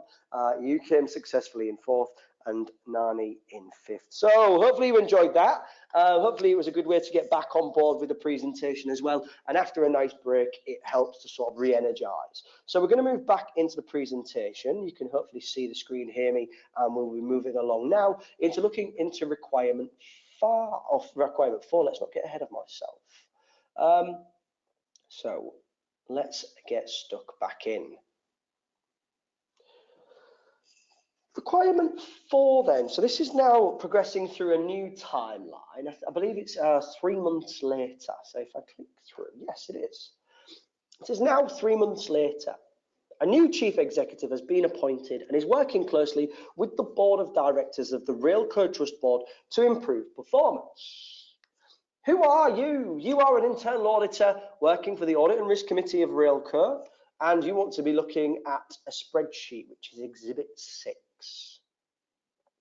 The new chief executive asked the financial controller of Railco to produce a spreadsheet which analyses the ticket sales and rail usage by station within Beeland's rail network, and which also analyses the estimated level of fraud occurring across the Railco network.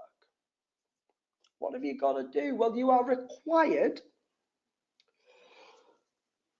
You've been asked by the chair of the Audit and Risk Committee to review the findings of the financial controller and present a report. Okay, you're presenting a report, which requires you to do the following: to, from, date, subject, introduction, subheadings. That's what your report wants to look like. Analyze the information. So there's your verb. Analyze is quite a medium to high level verb. So you want to actually look beyond the numbers. Presented in the spreadsheet, produced by the financial controller. But what type of analysis? Questioning. And it's very good that your professional skill is also skepticism.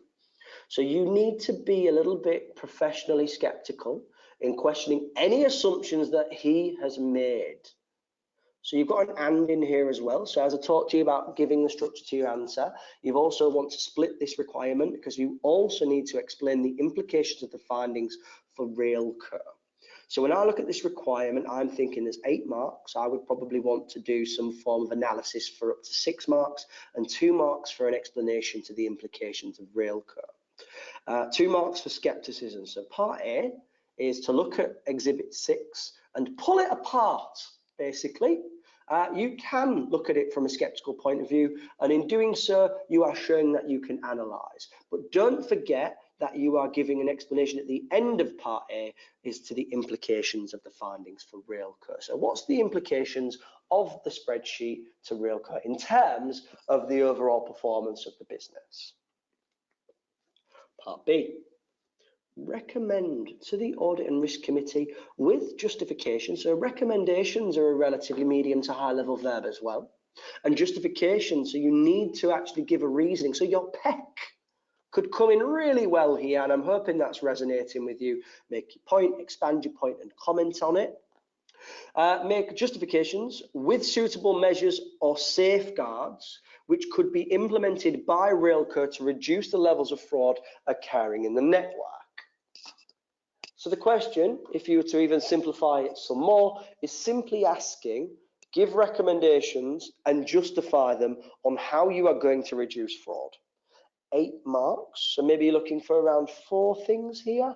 And you've also got to show commercial acumen skill. Now remember, commercial acumen skill is making a sound recommendation with appropriate judgments. So you want to now show that you have a good understanding of the business, its environment, and therefore in your commercial acumen skills, maybe give recommendations that are specific. If you can think back to your, and you know, I appreciate you might not have looked at everything and it's still absorbing in your head, but if you think back to the examiner's reports and similar requirements to this, whereby students are asked to give recommendations, one of the key problems with many students when they give recommendations is they aren't specific enough and they're too vague. So when you give your recommendations to pick up all the marks, they want to be specifically related to the case and practical. 20 marks, 36 minutes. Very nice requirement. Effective reading and planning. So we're going to be looking at Exhibit 6. And we will now take a second to just breathe and be really happy, because as accountants, we love spreadsheets, don't we? So let's take a look at what we've got here. And what I would like you guys to do is spend a bit of time, and I'm going to talk as we do it, just really just absorbing this exhibit. Let me find my spotlight. Analysis of fraud and information based on a 2016 analysis. This is initial data on a station in Region 1 of the Beeland network. What have we got across the top? So towns, ticket barriers, yes or no, population per town, monthly tickets sold in the town, estimated percentage of railway users per town, so it's a percentage figure, estimated monthly ticket sales per town, a variance between tickets sold and projected ticket sales, spend per ticket sold, estimated fraud in Beeland dollars per month, fraud as a percentage for each town based on total population. And I'm already seeing things here like, oh, look, these are significantly higher than these. I wonder why. I wonder what the reason could be. And then we keep going down here. And as we go to the bottom, we've got this assumed percentage, assumed average percentage of unpreventable fraud for Region 1. I wonder how they've calculated that. We've then got estimated fraud due to poor internal controls based on total population. And then we've got preventable annual fraud in Beeland dollars based on total population. So these figures, 3.9, 7.4, 10.45 and 5.3, we add them up, we get 27 million Beeland dollars of preventable annual fraud according to the financial controller based on Region 1. Ooh, and then we've extrapolated it for 20 regions. So if I was to have my calculator to hand, which I do because I am obviously prepared for the exam, I would times this figure here by 20 and it spits out. We'll round it up, 543. Wow, well done at rounding, Alex. $543 million of preventable fraud according to the financial controller. And a note at the bottom, there is 20 identifiable regions within Beeland's passenger service network. For this analysis, assume all regions are similar in size and structure. Wow, wow, wow. So, yeah, there's a lot going on. There's lots of numbers, and there's a little bit of haziness from my perspective as to how on earth we get to these figures. But that's not what we're being asked. We aren't asking you as professionals to try and recalculate and re-engineer the spreadsheet, because if we were, well, we might as well do that on the Excel or spreadsheet software.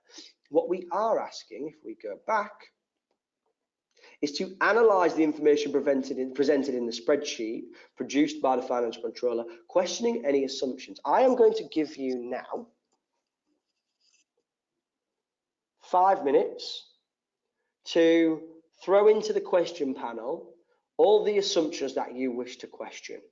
So if you think, you know, and I'm not going to give you many off the bat, but maybe some of the things I'd put the pointer towards might give you a bit of guidance. So I'd be looking at maybe 4 things here. So try and find 4 things that you don't like, and that's maybe a bit strong, that you would like to question. Imagine you could sit down with the financial controller and say, oh, have you noticed this? How have you come to this assumption? And is that reliable? Because you are showing whether you are skeptical or not. So do that for the next 5 minutes. I'll still be here. I just want to make sure you guys are engaging with the spreadsheet. Hopefully you've got it to hand. If you haven't, I will flick back to it now. There it is. And I'll pause my screen so it's able to stay there. As you do your analysis and you're questioning the assumptions, throw them in the question panel or jot them down and throw them in all in the next 5 minutes.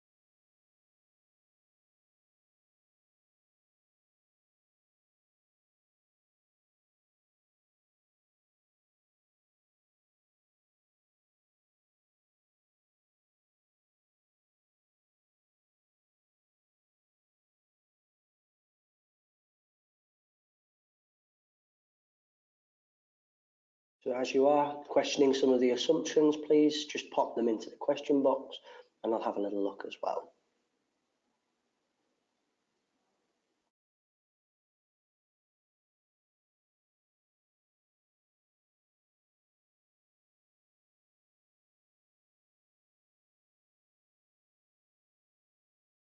Yeah, stuff flying in already. I'm not going to spoil a surprise, but not seeing anything incorrect as far. Some really good sort of causation, correlative type answers in here.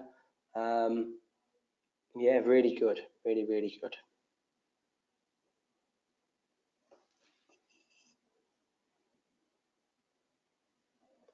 Ortega, yeah, I like that point. Aisha as well. Furkan indeed, yeah, perfect.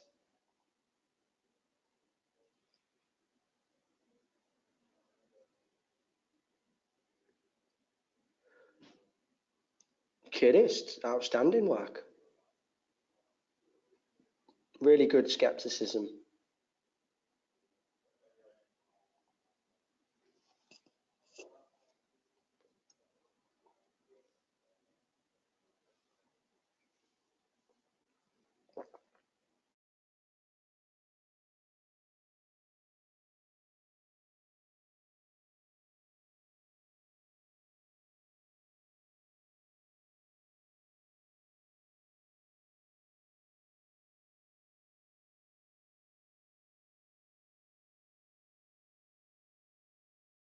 Ismail, is that a question for me, or is that your assumption? Is that the question you'd ask your financial controller?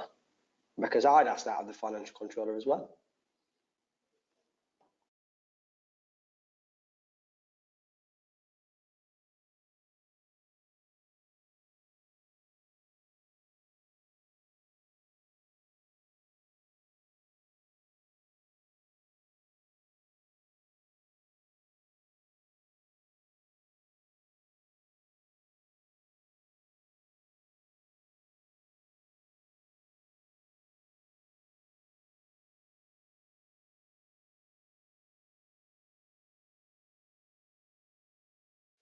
Yeah, Furkan, right. Just another 60 seconds because everything's really good in here. Lots of people are mentioning about which towns have ticket barriers versus don't and how that links to the percentage of fraud.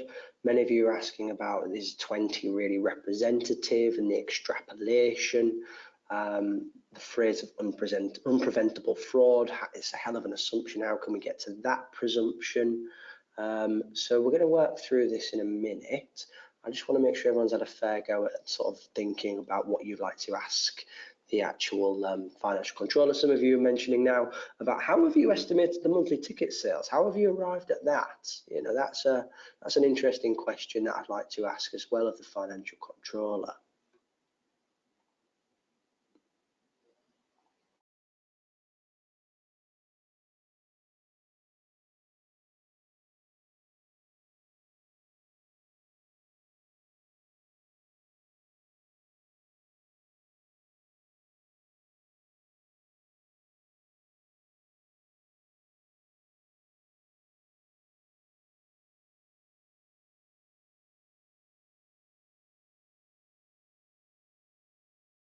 See if we've got anything else in there. So guys, so far so good.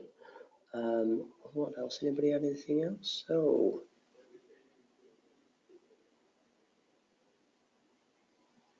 right then, let's have a look at some of the assumptions that I pulled out of there. So if we take the sort of pragmatic approach, and if I was doing an answer plan, I would probably have scribbled all over this. And I'm going to try and show you it in a neater format of my scribble. So these are the things that I'm interested in. I'm going to start over on the left.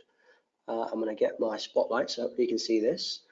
And I'm going to talk you through the type of things I'm questioning of the financial controller. So the assumptions around percentages are very valid, but this is where I'm going to start. Actually, one of my observations is that C, D, G, and I do not have barriers. And as a result, their percentage of fraud is significantly higher than those which do.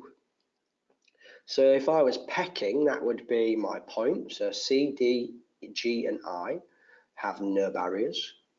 And then my expansion, as a result, this has led to fraud percentage being considerably higher than that of A, B, E, F, H, J, who do have barriers.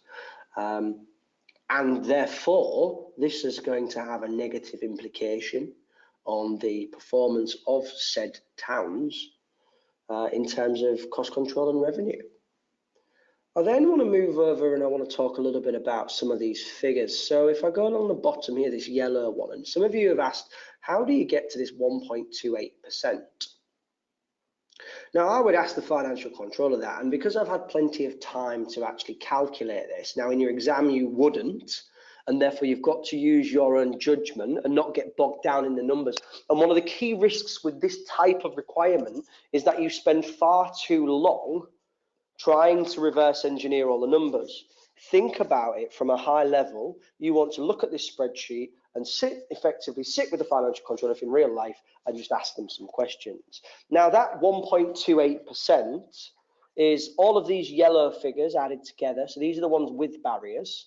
So we've got 1, 2, 3, 4, 5, 6 added together and then divided by 6. That comes to an assumed average percentage of unpreventable fraud of around 1.28%.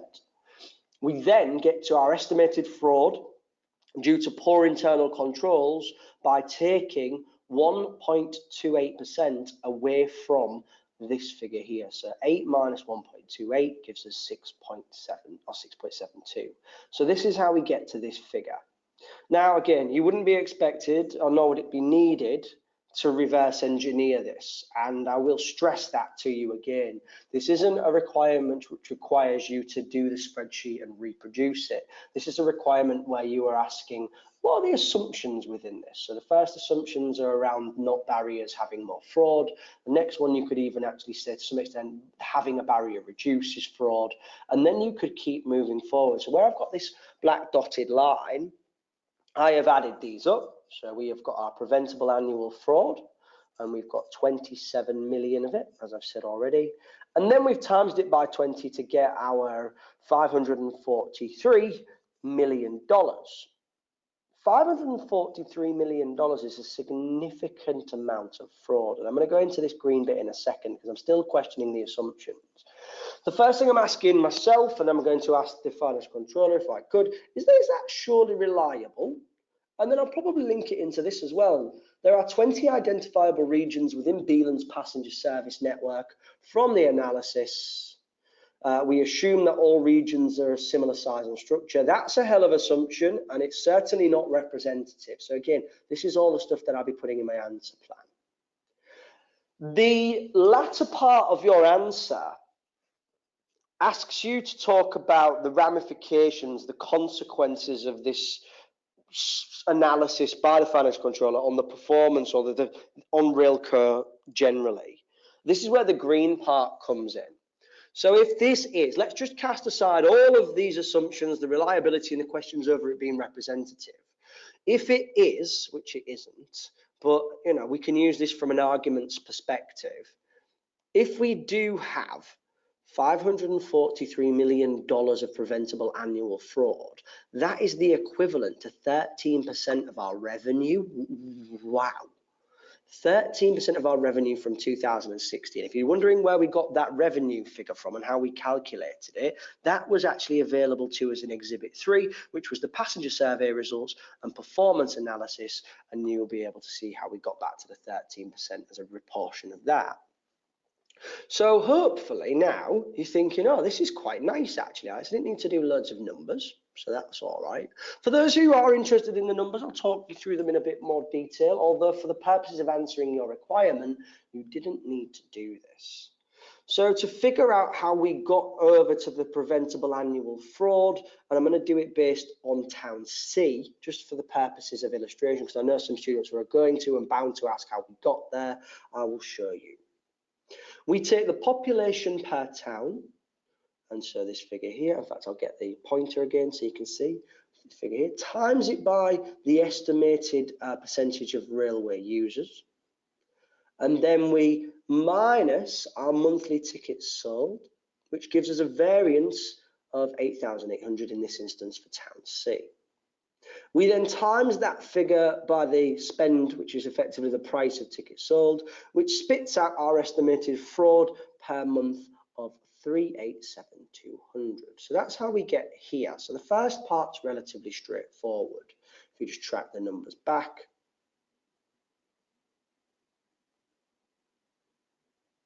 And therefore we correlate here. The next part's a little bit more complicated, and it's not massively more complicated, so stick with me.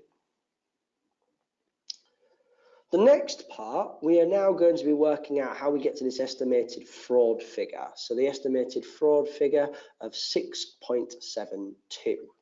So we take our population per town and we divide it by our variance, which gives us 8%, and then we deduct our fraud figure and the actual assumed average percentage. So that's how we get to the 6.72.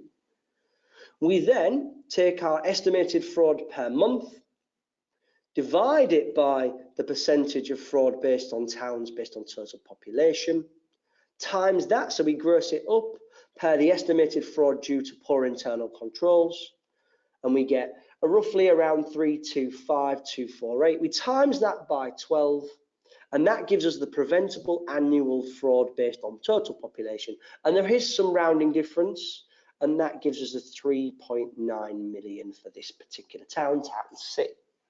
If you follow the process, you'll figure out that the figures correlate along as we go. Now, just to reiterate, you do not need to do that level of detail of analysis. I did that for the benefits of those students who like to know absolutely everything about that spreadsheet.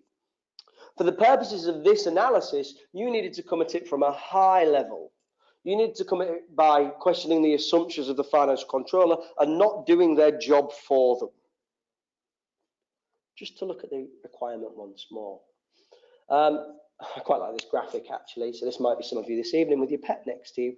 Analyse the information presented in the spreadsheet produced by the finance controller, so we've done a bit of that, questioning any assumptions they may have made and explain the implications to Railco. It's in a report, so report to, from, date, subject, and introduction. So the subject, analysis of fraud in Beeland's network, and an introduction can be, it doesn't have to be word for word exactly the same as this. In fact, it probably will not be, but words to the effect of: this report analyses the information on ticket sales and rail usage by station within Beeland rail network and evaluates the potential for passenger fraud and its impact on the revenue of Railco. The analysis is based on the information in the spreadsheet that was produced by the financial controller, pre-produced below. Now, your analysis, and it's just to stress again that for the purposes of your real exam, you would not be expected to reproduce this in your answer. So I would not want to see, nor would I expect to see, anybody rewriting the spreadsheet. Please do not waste your time.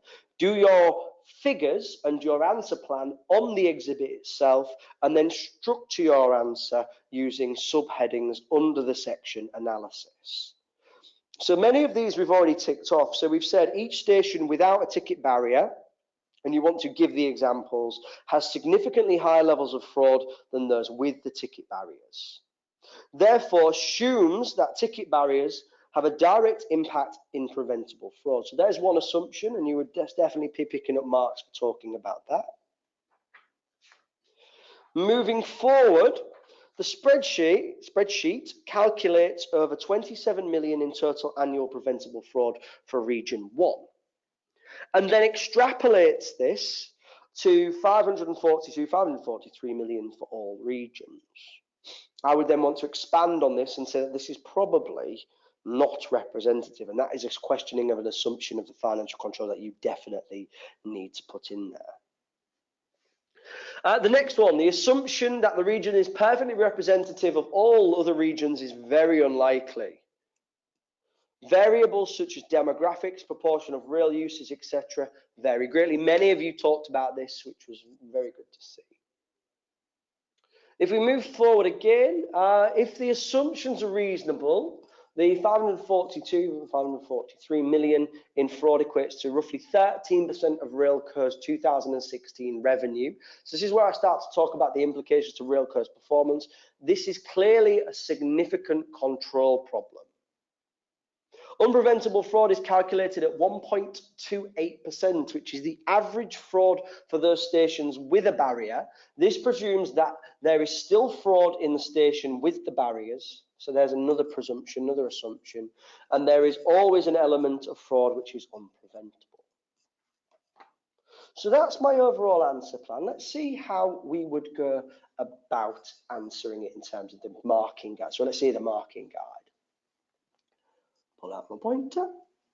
Up to 1 mark for each relevant point made relating to analysis of the findings of the spreadsheet, identifying levels of preventable fraud in Region 1, up to a maximum of 6 marks. So the first part of that sort of 8 marks available was 6 marks for the assumptions and the analysis of those assumptions. And then 2 marks were awarded for an evaluation of the implication on Railco's revenue, which is the part whereby I did the extrapolation analysis in comparison to the revenue for 2016. Skepticism is considered if you are able to question the assumptions. So if you did not question the assumptions, you would score 0. If we move on. So candidates have excellent demonstration of skepticism skills in effectively and accurately analysing the information presented in the spreadsheet. The candidates have also demonstrated clear understanding of the Railco's implications. You would get 2 marks for that. I'm going to be quite sort of transparent here. This 2 marks for transparency very much correlates, 2 marks for transparency. This 2 marks for skepticism very much corresponds with your ability to qualitatively, to give a quality answer. So if you do manage to question the assumptions and analyse them, you get your 6 marks. If your evaluation relates back to the revenues and therefore shows that you've read broadly in the exhibits, you are probably going to score very highly in terms of the professional marks here. What I would like to do now is go back to 4B. So 4B asks you to recommend to the Audit and Risk Committee, with justification, suitable measures or safeguards which could be implemented by Railcare to reduce the levels of fraud occurring on the network? I like this question. It's very practical. What you've got to do is think about the broader context of the case and how you, if you were able to be involved in the leadership of this organisation, would look to reduce the fraud. You've got to make sure you can justify your point. So if you're going to give a recommendation, you've also got to be able to say why.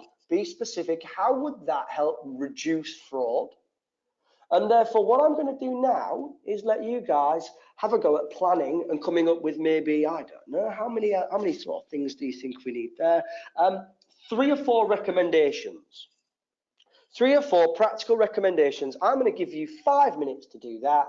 So I'll pop myself on mute. I want to see them pop up in the question panel, and we will debrief them in the next 5 minutes. Don't worry, I'm not running away. I just want to make sure you guys are also engaging with the plan as well.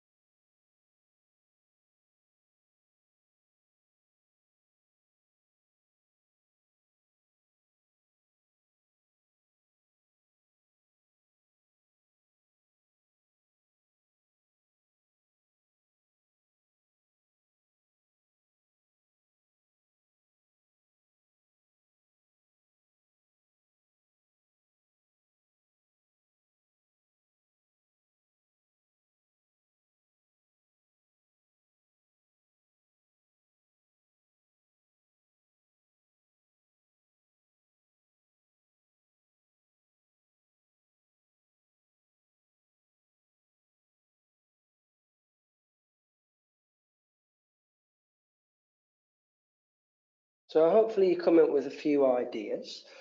Think about how you would prevent or reduce fraud on the Railcare network, and maybe draw upon your experiences from reading the exhibits in the case study.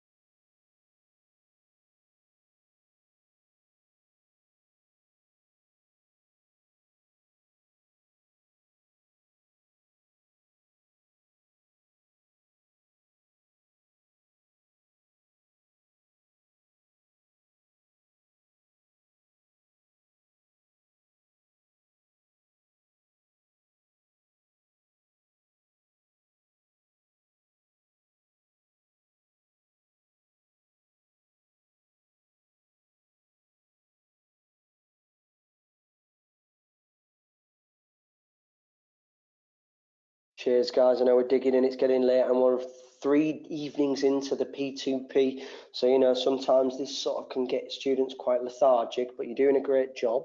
Let's see what's coming in here already. There's some really good ones. And again, many students ask me sometimes, you know, I'm not sure where to start with some of these questions. And the truth is, start with the obvious. And many of you are doing that, which is brilliant. So one of the safeguards I've seen is to install ticket barriers. And that would definitely pick up credit, because of course you want to install ticket barriers. There is a correlation between levels of fraud at stations which do have them. Do not have them. So, and the ones that do have them have significantly less fraud. So that's going to be some form of safeguard. I think that's going to score you marks. It just depends how well you expand it. Maybe you want to peck it.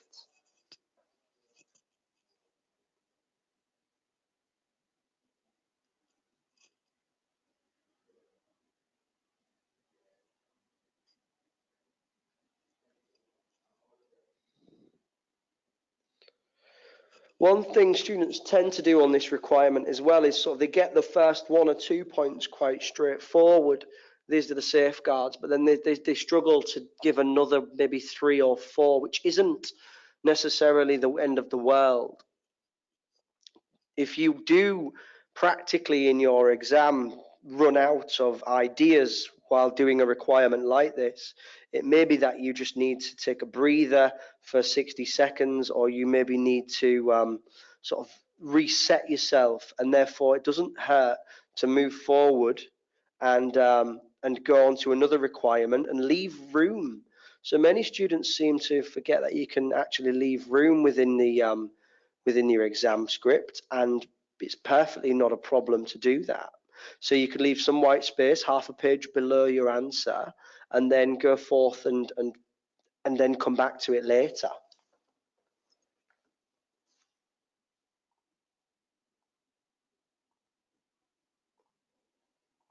Yeah, getting some more out the box thinking now. So ticket barriers are there. I had a couple talk about staff training. Yeah, that's a good safeguard and definitely a measure to prevent fraud. Very practical.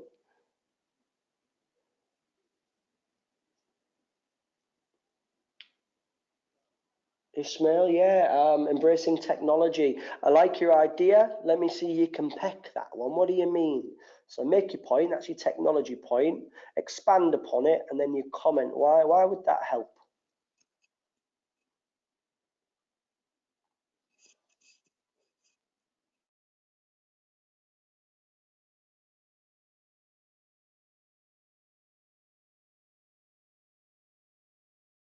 Sonique has come up with a very good one, very practical as well. Ticket inspectors regularly inspect the tickets during the journey.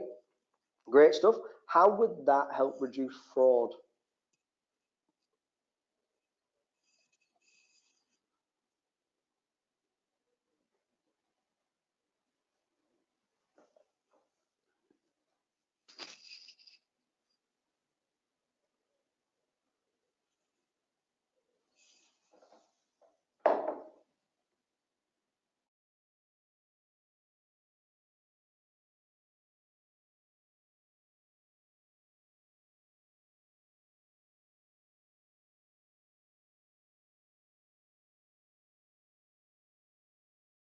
Lots of good ideas coming in, so thank you for everyone who did.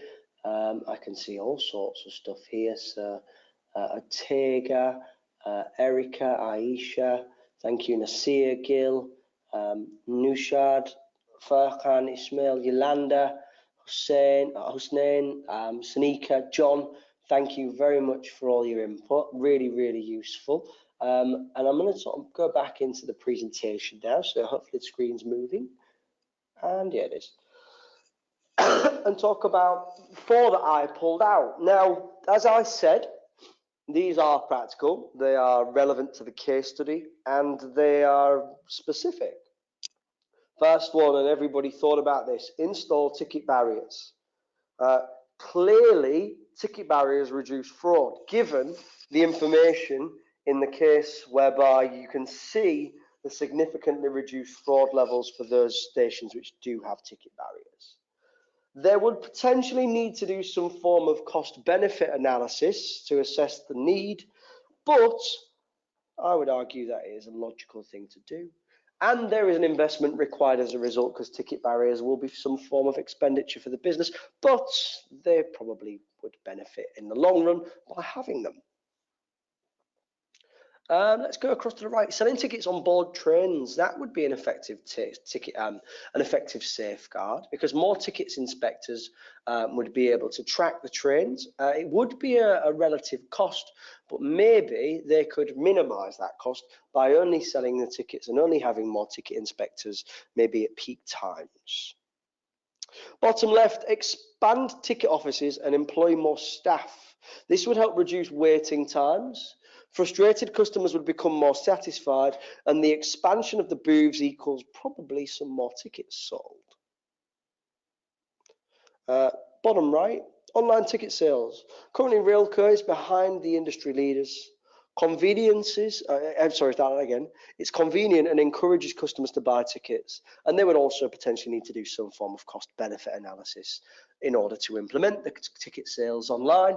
But I again would argue that it is a necessity given the railcar situation. Well done, everybody. You did really well. I am now just going to have a quick look at the marking guide.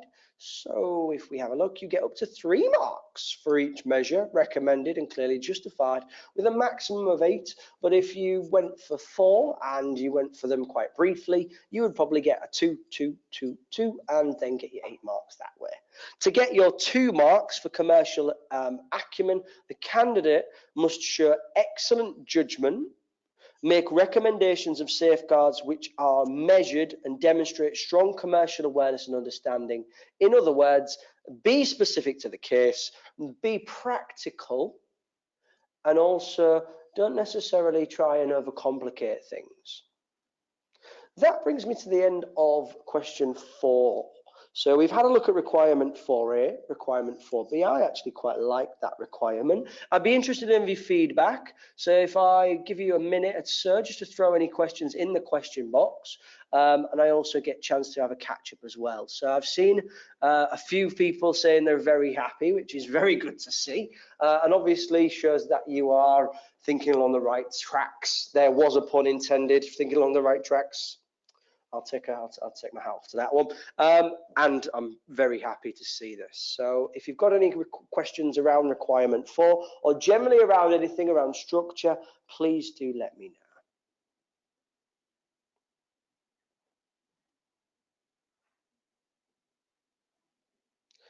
So a couple of general questions in the box.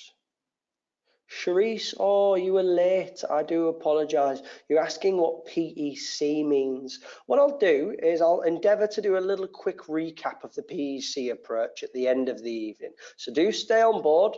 It's quite a simple process, and hopefully you'll be able to engage with it. And then I've got a couple of people again asking about a WhatsApp group, and I think I've mentioned this every evening, but what I will say is due to GDPR restrictions, so data protection, I am unable to create a WhatsApp group, so I can't do that, unfortunately, but it doesn't stop you guys doing it. Try and figure out a way of doing that. So Charisse wants me to go into more detail. PEC stands for point, P, expand, E, and then C stands for comment. It's a way of building your answers and structuring your sentences to maximize your marks.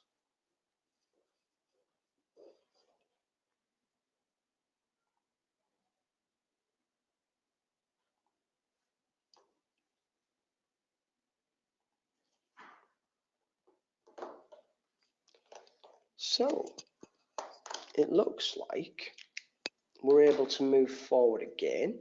We're doing really well this evening if you think about it, because last night we only did 2 requirements and we've already done 2 requirements and we've still got over half an hour to go. You're more than welcome, Charisse.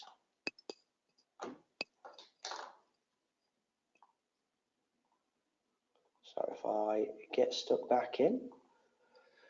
Requirement 5, and if you can think back to session 1, and you think about where students generally score not as well as you would expect, or maybe the common mistakes they make, one of them is not getting to do this requirement because it's the last one, or in more accurate terms, not doing it very well because they haven't managed their time effectively. Whereas this won't happen to you guys because you are going to be sticking to the 1.8 minutes per mark rule and using that for your writing time, which will equate to roughly 40 to 60 minutes of reading and planning time. And you are going to be flying through it. So you will get to the end of your exam with at least 36 minutes to go to ensure you can dissect requirement 5 and have an absolute brilliant run at it. Who are you? You are the project manager, working for the directors of the project and infrastructure of Railcar. Fantastic. So we know who you are, project manager. The project director is putting forward a proposal to the board of directors to invest in online ticket sales systems. We've seen it coming. And I tell you what, if you didn't leave enough time for this in the exam, you'd be absolutely gutted because it's such a lovely question that many students would score very well on it if they were able to spend the time on it, because you know full well that they do need an online ticket system, and you can justify it all the way up to, all the way up to the maximum mark allocation. In yellow, the project should be fully operational within 12 months, but you need to undertake an external firm of developers. Okay. As Railco does not possess the internal expertise, that's fine. That's very normal within projects and project management. However, Railco would manage the project. Fine. Not a problem there. So all this sounds pretty normal, pretty standard. We're going to be looking at bringing in our online ticket sales system in the next 12 months, basically. And you are the project manager. The project director has asked you to write a business case. Ooh, now that's an interesting format, because many students get a little bit bamboozled by a business case. And we're going to have to take a second to address what that actually looks like. Write a business case in which you will justify why the investment in the online ticket sales could assist Railco in producing detailed and timely customer data to assist in customer relationship management. You get 2 marks for evaluating. Now let's just take a second and pause. A nice big deep breath. Overall, you get 10 marks for telling me why, and you already know why they should invest in online ticketing, but you are coming at it from a customer relationship management perspective. Now, many students, when I've done this question with them before, come at it from a pure performance related perspective. Oh, it will lead to more revenue as a result of reduction in fraud. It will lead to cost control as a result, because we will be able to, maximize our cost structures. All that sort of stuff, kind of not what the question's asking. And this is a stereotypical requirement where students read something like justify why an investment in something that they want to invest in, but don't actually answer the requirement set. The requirement set is saying, why would that investment help produce better quality data, so detailed and timely data, and how would that help our relationship management with our customers? How would that help us sell and give a better service to our customers? Letter B. Wow, Alex. 5B.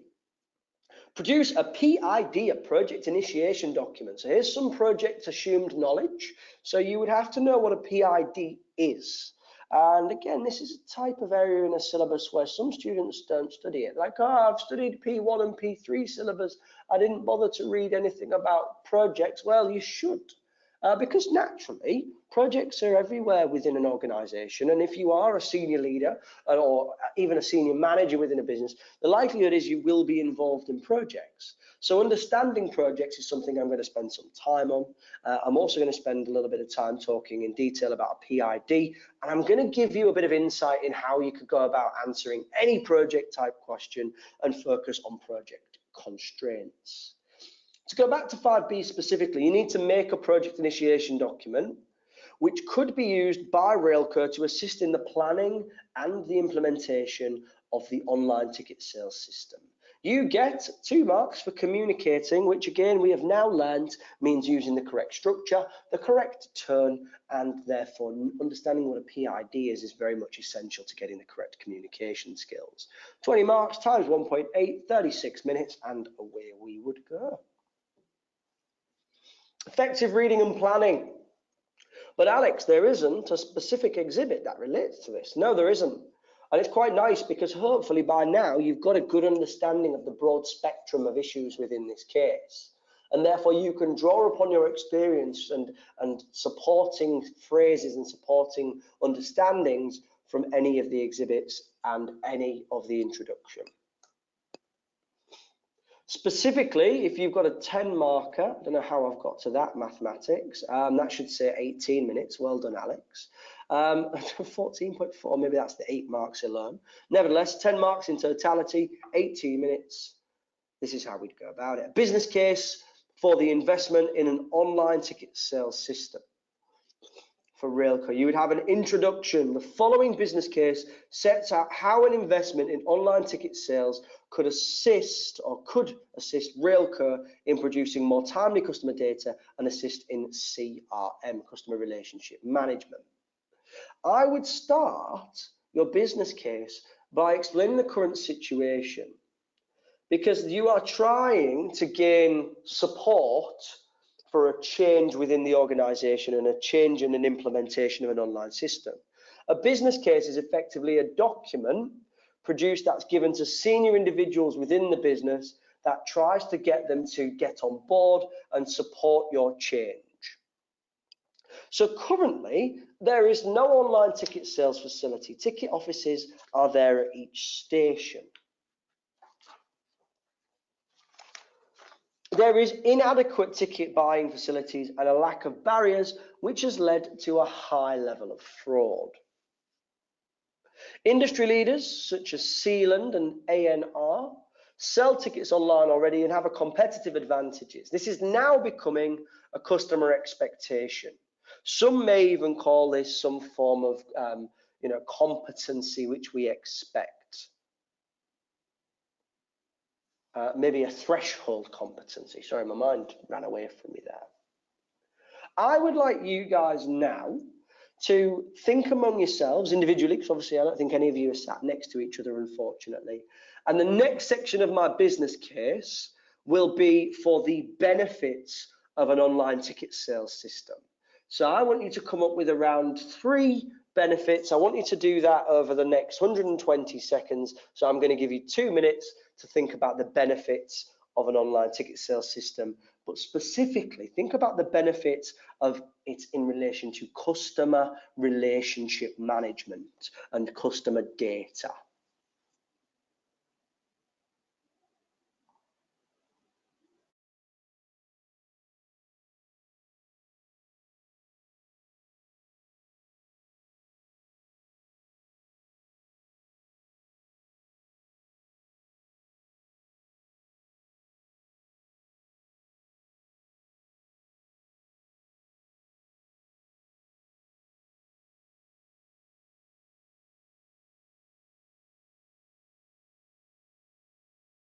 So I can see quite a few things coming into the chat panel, but I want to just sort of give you a few more minutes.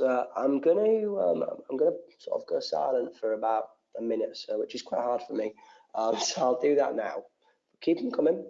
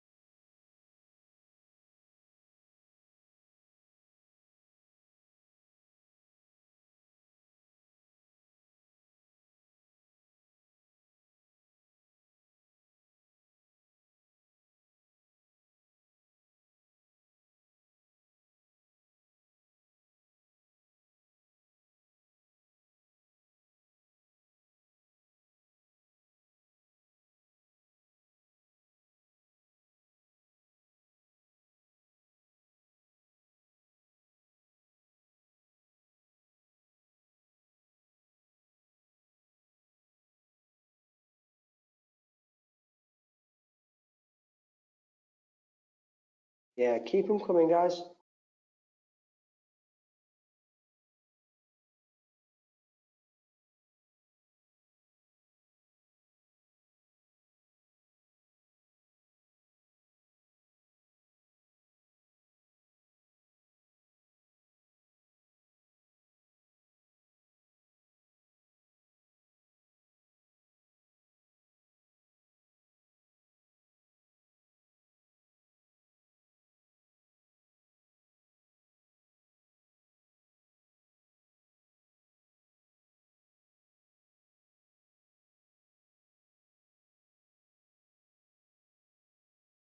I'm just going to take a moment to have a read through, and remember, this question's asking how would the online ticket sales system benefit from a perspective of data and customer relationship management.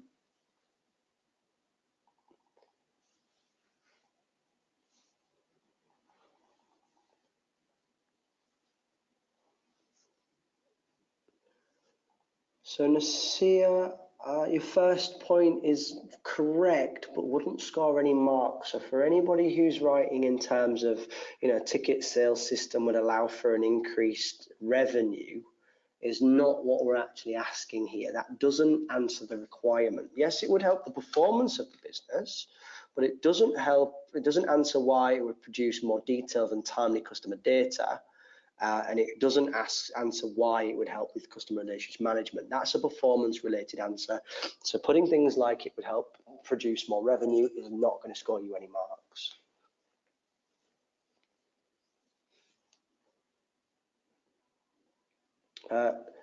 Sajid's hit the nail on the head. So things like identifying customer travel patterns, that's the sort of thing we're looking for here.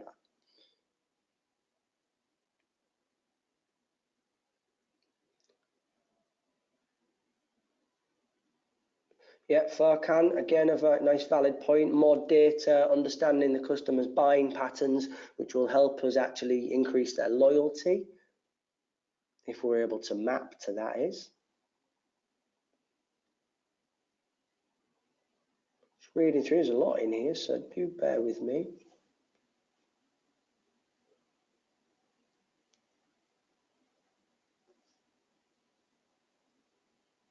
Yimitar, you've put a practical answer, which is save queuing time, but that doesn't really answer the question either.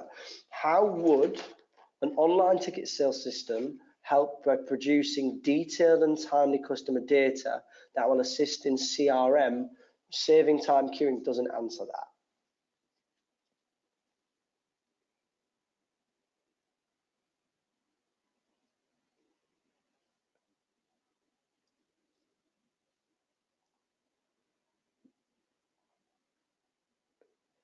Yeah, a few people are linking it back to the mission. Yolanda, it's also assisting Railco with more efficient, reliable service in aligning the customer's mission. How does that help with data and CRM? And if you could link that back to maybe customer satisfaction, that could be good. Hosnain talking about cost efficiencies is also a key benefit of online ticketing, is correct, but wouldn't score you any marks. It's not answering the question.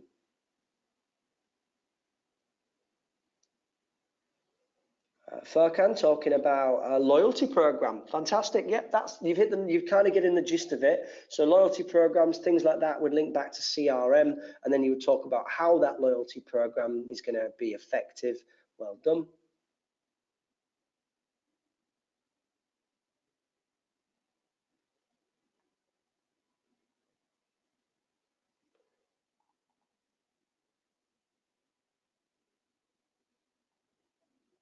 Oh, that's a nice one.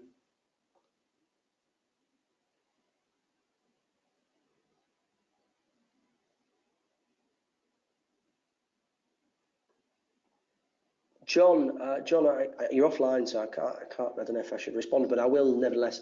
John, your point needs to be linking back to data. So make sure you emphasize the need for using the online ticket sales system from a data perspective and how we can tailor all that extra data to make our customer relationship better. I want you to think about it now from a broader perspective. So if we think about a business which captures your data, and maybe you do this within your organizations, and maybe you've seen this happen. So you may buy something online. I know I do this, and I do it through very many online retail outlets. So whether it's a clothing outlet or whether it's an online outlet where I buy electronics from, or even some online outlets where I buy insurances and services from. They keep my data, and then they tailor their marketing and their customer relationship management to what I have bought previously and my purchasing patterns. That's the sort of thing we're thinking now. And I remember people were talking in, I think it was day 1 or day 2, about big data. This is somewhat a little tip of the hat to big data, and the fact that having more data allows you to understand customers if you can analyze it and mine it effectively. Let's have a look at what my answer plan would look like, and thank you for everyone who's engaged so far. So we, again, business case for the investment, an introduction, and then a little understanding of the current situation. The benefits of an online ticket sales facility. CRM builds relationships, which will help with customer acquisition, retention, and loyalty. Railco could utilize this to become more customer focused. They certainly need to. Effective CRM can be profitable as Railco customers need retaining, improves customer satisfaction with online ticketing, and therefore also increases loyalty. Electronic CRM through the internet will help support the customers with pre-sale information, for example, timetables, can be more interactive with the customers and allows for a quicker flow of information. Given this is a business case document, there would also need to be some form of risk assessment. Now, there will need to be a cost-benefit analysis, given that they need to assess the financial viability of implementing this. We would also need to look at the risks, the specific risks, including change of customer perception. They might not be willing to actually buy online. They will. They definitely will. But, you know, we need to consider that in our answer. There may be resistance to the buying habits. There is always resistance to change, and therefore there may also be a lack of awareness. But we can overcome these risks with adequate customer awareness strategies, advertising, and a marketing campaign. So that's part A. You get up to 1 mark for relevant points made in relation to the impact of an online ticket sales on customer relationship management, CRM. Not overall performance. You get 2 marks, we'll just focus straight down here, for evaluation skills, in that the candidate has demonstrated excellent evaluation skills. This has clearly demonstrated excellent professional judgment in assessing the impact on timely customer data and CRM. The candidates have also demonstrated a clear ability to assess the impact of a new system on the stakeholders of Railco. I think I've done my maths again wrong here. If we move forward into requirement 5B, produce a PID. I know where I've gone wrong. Effectively, what I've done is I've done, 14.4 is 8 times 1.8. So you get 18 minutes for this full requirement. Ignore my silly maths. And if we move into what a PID looks like. So in a project initiation document, you would actually score your marks by knowing what should be in there. And it can be anything ranging from project objectives, project benefits, scope and deliverables. And I'm going to move forward and come back. Constraints, key stakeholders, project team roles, risk assessment, cost estimates, and then performance measures. So you can actually lay your answer out in a PID, because a PID is a reference document that would be used from a brief point of view, so it can be laid out in a tabular format. And the project objective in this instance is to implement an online ticket sales system in Railco to enable customers to purchase tickets online, as well as through ticket sales offices and train stations. The overall objective of the project is to increase customer satisfaction levels. Some of the benefits that would come as a result of this: a reduction in the numbers of passengers travelling without tickets, improved revenues and profitability, increased levels of customer satisfaction and loyalty, up to the minute customer data and marketing for marketing purposes, reduced marketing costs due to online advertising, and tailored marketing approach, meaning a more tangible focus on customers' needs. Any of these benefits, fantastic. The scope, the actual breadth of the project. So what does the actual project need to entail? So an extension of the customer website to include web-based ticketing, booking technology, and customer contact facilities. A customer database to capture customer information, and a booking history which can be utilized for customer relationship management and marketing purposes. Deliverables. Funding. To be considered as a part of an overall cost-benefit analysis to be completed. Resources. The project will need to be undertaken by an external systems development provider. The tender process will need to be carried out immediately. Time. The time of the product or the project should be completed, and the booking system should be fully operational within 12 months. If we move to the next slide. So other sections of a PID. Constraints, funding, resources, and time. And I'm going to spend some time talking about project constraints. So I'll be a little bit brief here, move forward. Key stakeholders, the customers, the fare-paying passengers, the staff and the trained staff of the railco, the board of directors, the trust board, and the government of Beeland. Project team roles, we have a project manager, a development team, a railco director of infrastructure and projects and infrastructure, and one NED. Risk assessment, there will potentially be cost overruns, delays in the project, a lack of customer usage or satisfaction system, and potentially systems security breaches.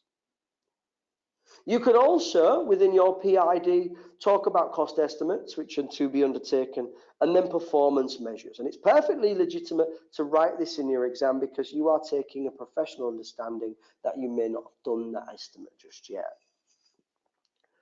I would like to now just move forward, because I might have lost a few of you, and try and give you some advice in terms of projects overall, because naturally some people do find this element of the syllabus a little bit less engaging, to put it politely.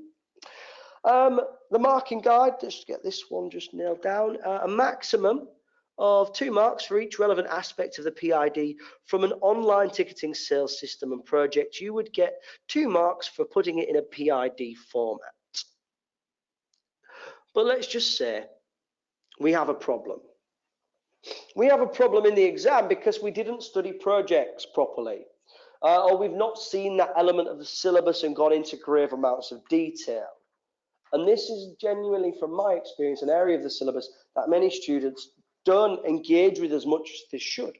So I'm going to give you a bit of insight into how I get my students to remember the project life cycle, what happens in the project life cycle, and then the key project constraints, which will allow you to attack, one for a better expression, have a go at any project related question. And I hope you find this useful.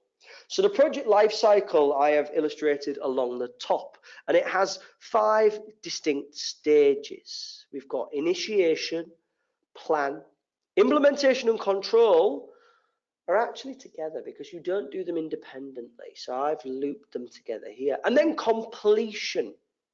Well, if I could spell it, completion. Nevertheless, it should say completion.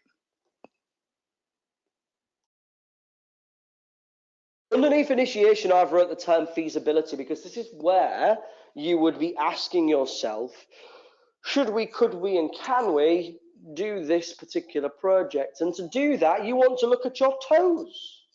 So have a look down at your feet. Maybe you're not wearing socks, maybe you've got sandals on, and maybe you're wearing flip-flops. Have a look at your toes. You want to look at the project from a technical point of view. In other words, can we do it? Do we have the technical understanding? And in this instance in Railco, if we link it back to the case and just put the question to a side, they said they do not have the technical expertise, but they can contract it in. So do not discount that immediately. They're going to get an expert contracted in. So technical is from an expertise point of view. Operationally, the O of your toes, do we have the ability to be able to do this? Do we have the time? Do we have some of the operational resources? And in this instance, again, we're going to manage the project, so we could argue that we do have some of the operations. E, the E of your toes of feasibility. Economically, can we afford it? We need to do a cost-benefit analysis still, but that is something we would consider at the initiation stage of your project. Lastly, and certainly not least, socially, you might as well exchange that S to stakeholders. What do our stakeholders think of us trying to do an online ticketing sales system project? Is it a good thing? Who are the key stakeholders? Do we need to do any stakeholder analysis? And therefore, we would assess feasibility on these 4 criteria: technical, operational, economical, and social/stakeholders. If we draw our attention to the top line, and then we'll go down in a second, we've got the plan stage. Now, when you are doing your plan, you may also still be engaging by doing some form of project initiation document. So your PID is the reference document that you have just seen and been asked to produce in requirement 5B. And realistically, your plan is a form of risk analysis and risk management. So identifying risks, assessing those risks based on impact and likelihood, mapping those risks and coming up with contingency plans, and then monitoring the risks. So you would look at the risks, maybe your constraints within your project. And a SWOT, strengths, weaknesses, and opportunities and threats, they can also form part of your plan. Strengths from an operational, technical, economical, and social point of view, and so on and so forth. The PID, this point here about a reference document, is something that you want to consider, because it isn't something that is just done at the plan and initiation, which is done in between here. It's kind of an interlink.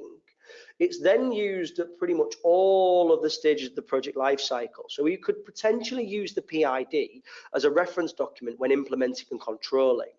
So milestones are a form of implementation and control, and these are the key points, key dates within your project. So they've got a milestone of 12 months, but within that they may have individual milestones on every month at stages of development of the online ticketing system.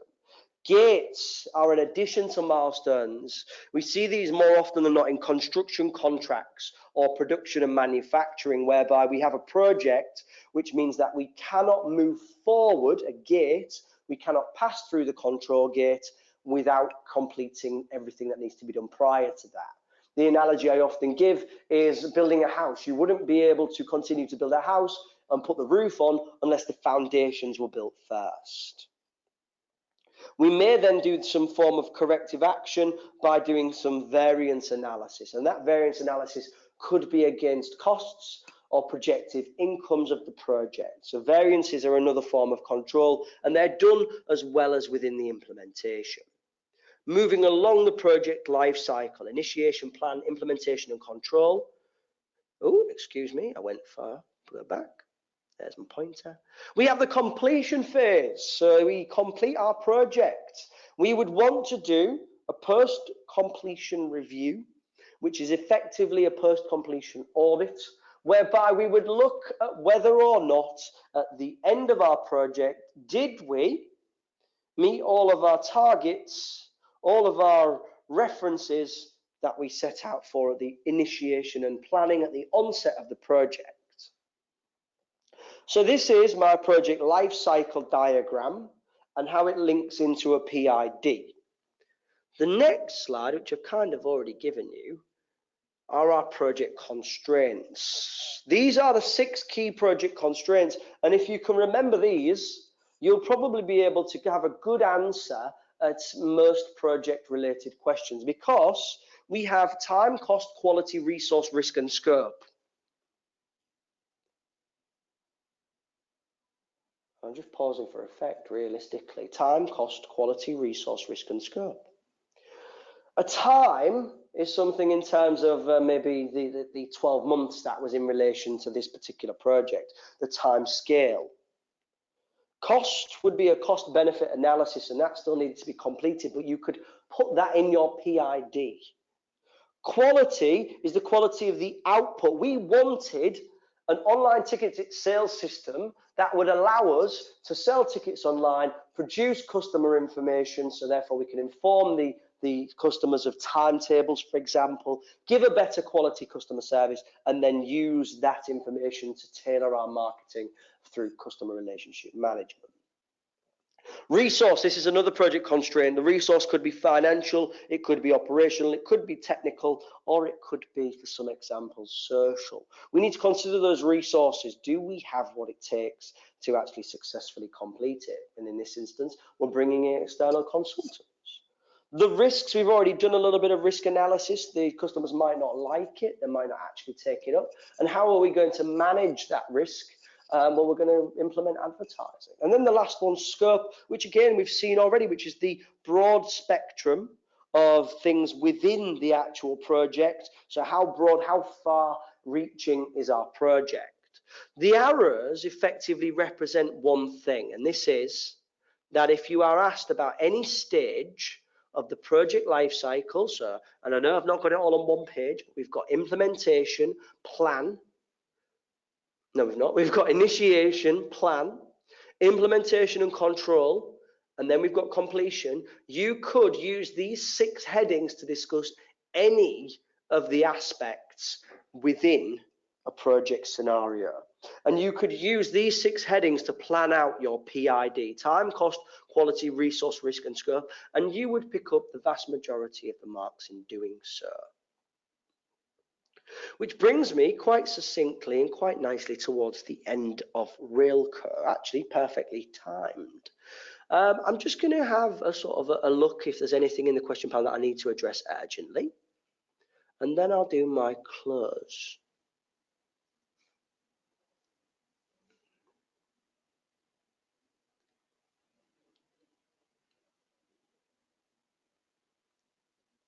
John, just to add to your question, so he's asking how can I get these slides? They are literally in the resources now. They are the updated version in the resource slides now. So if you've got the handouts and you click on them, they should be the updated version. So it will have everything in here, John. And that's for everybody as well.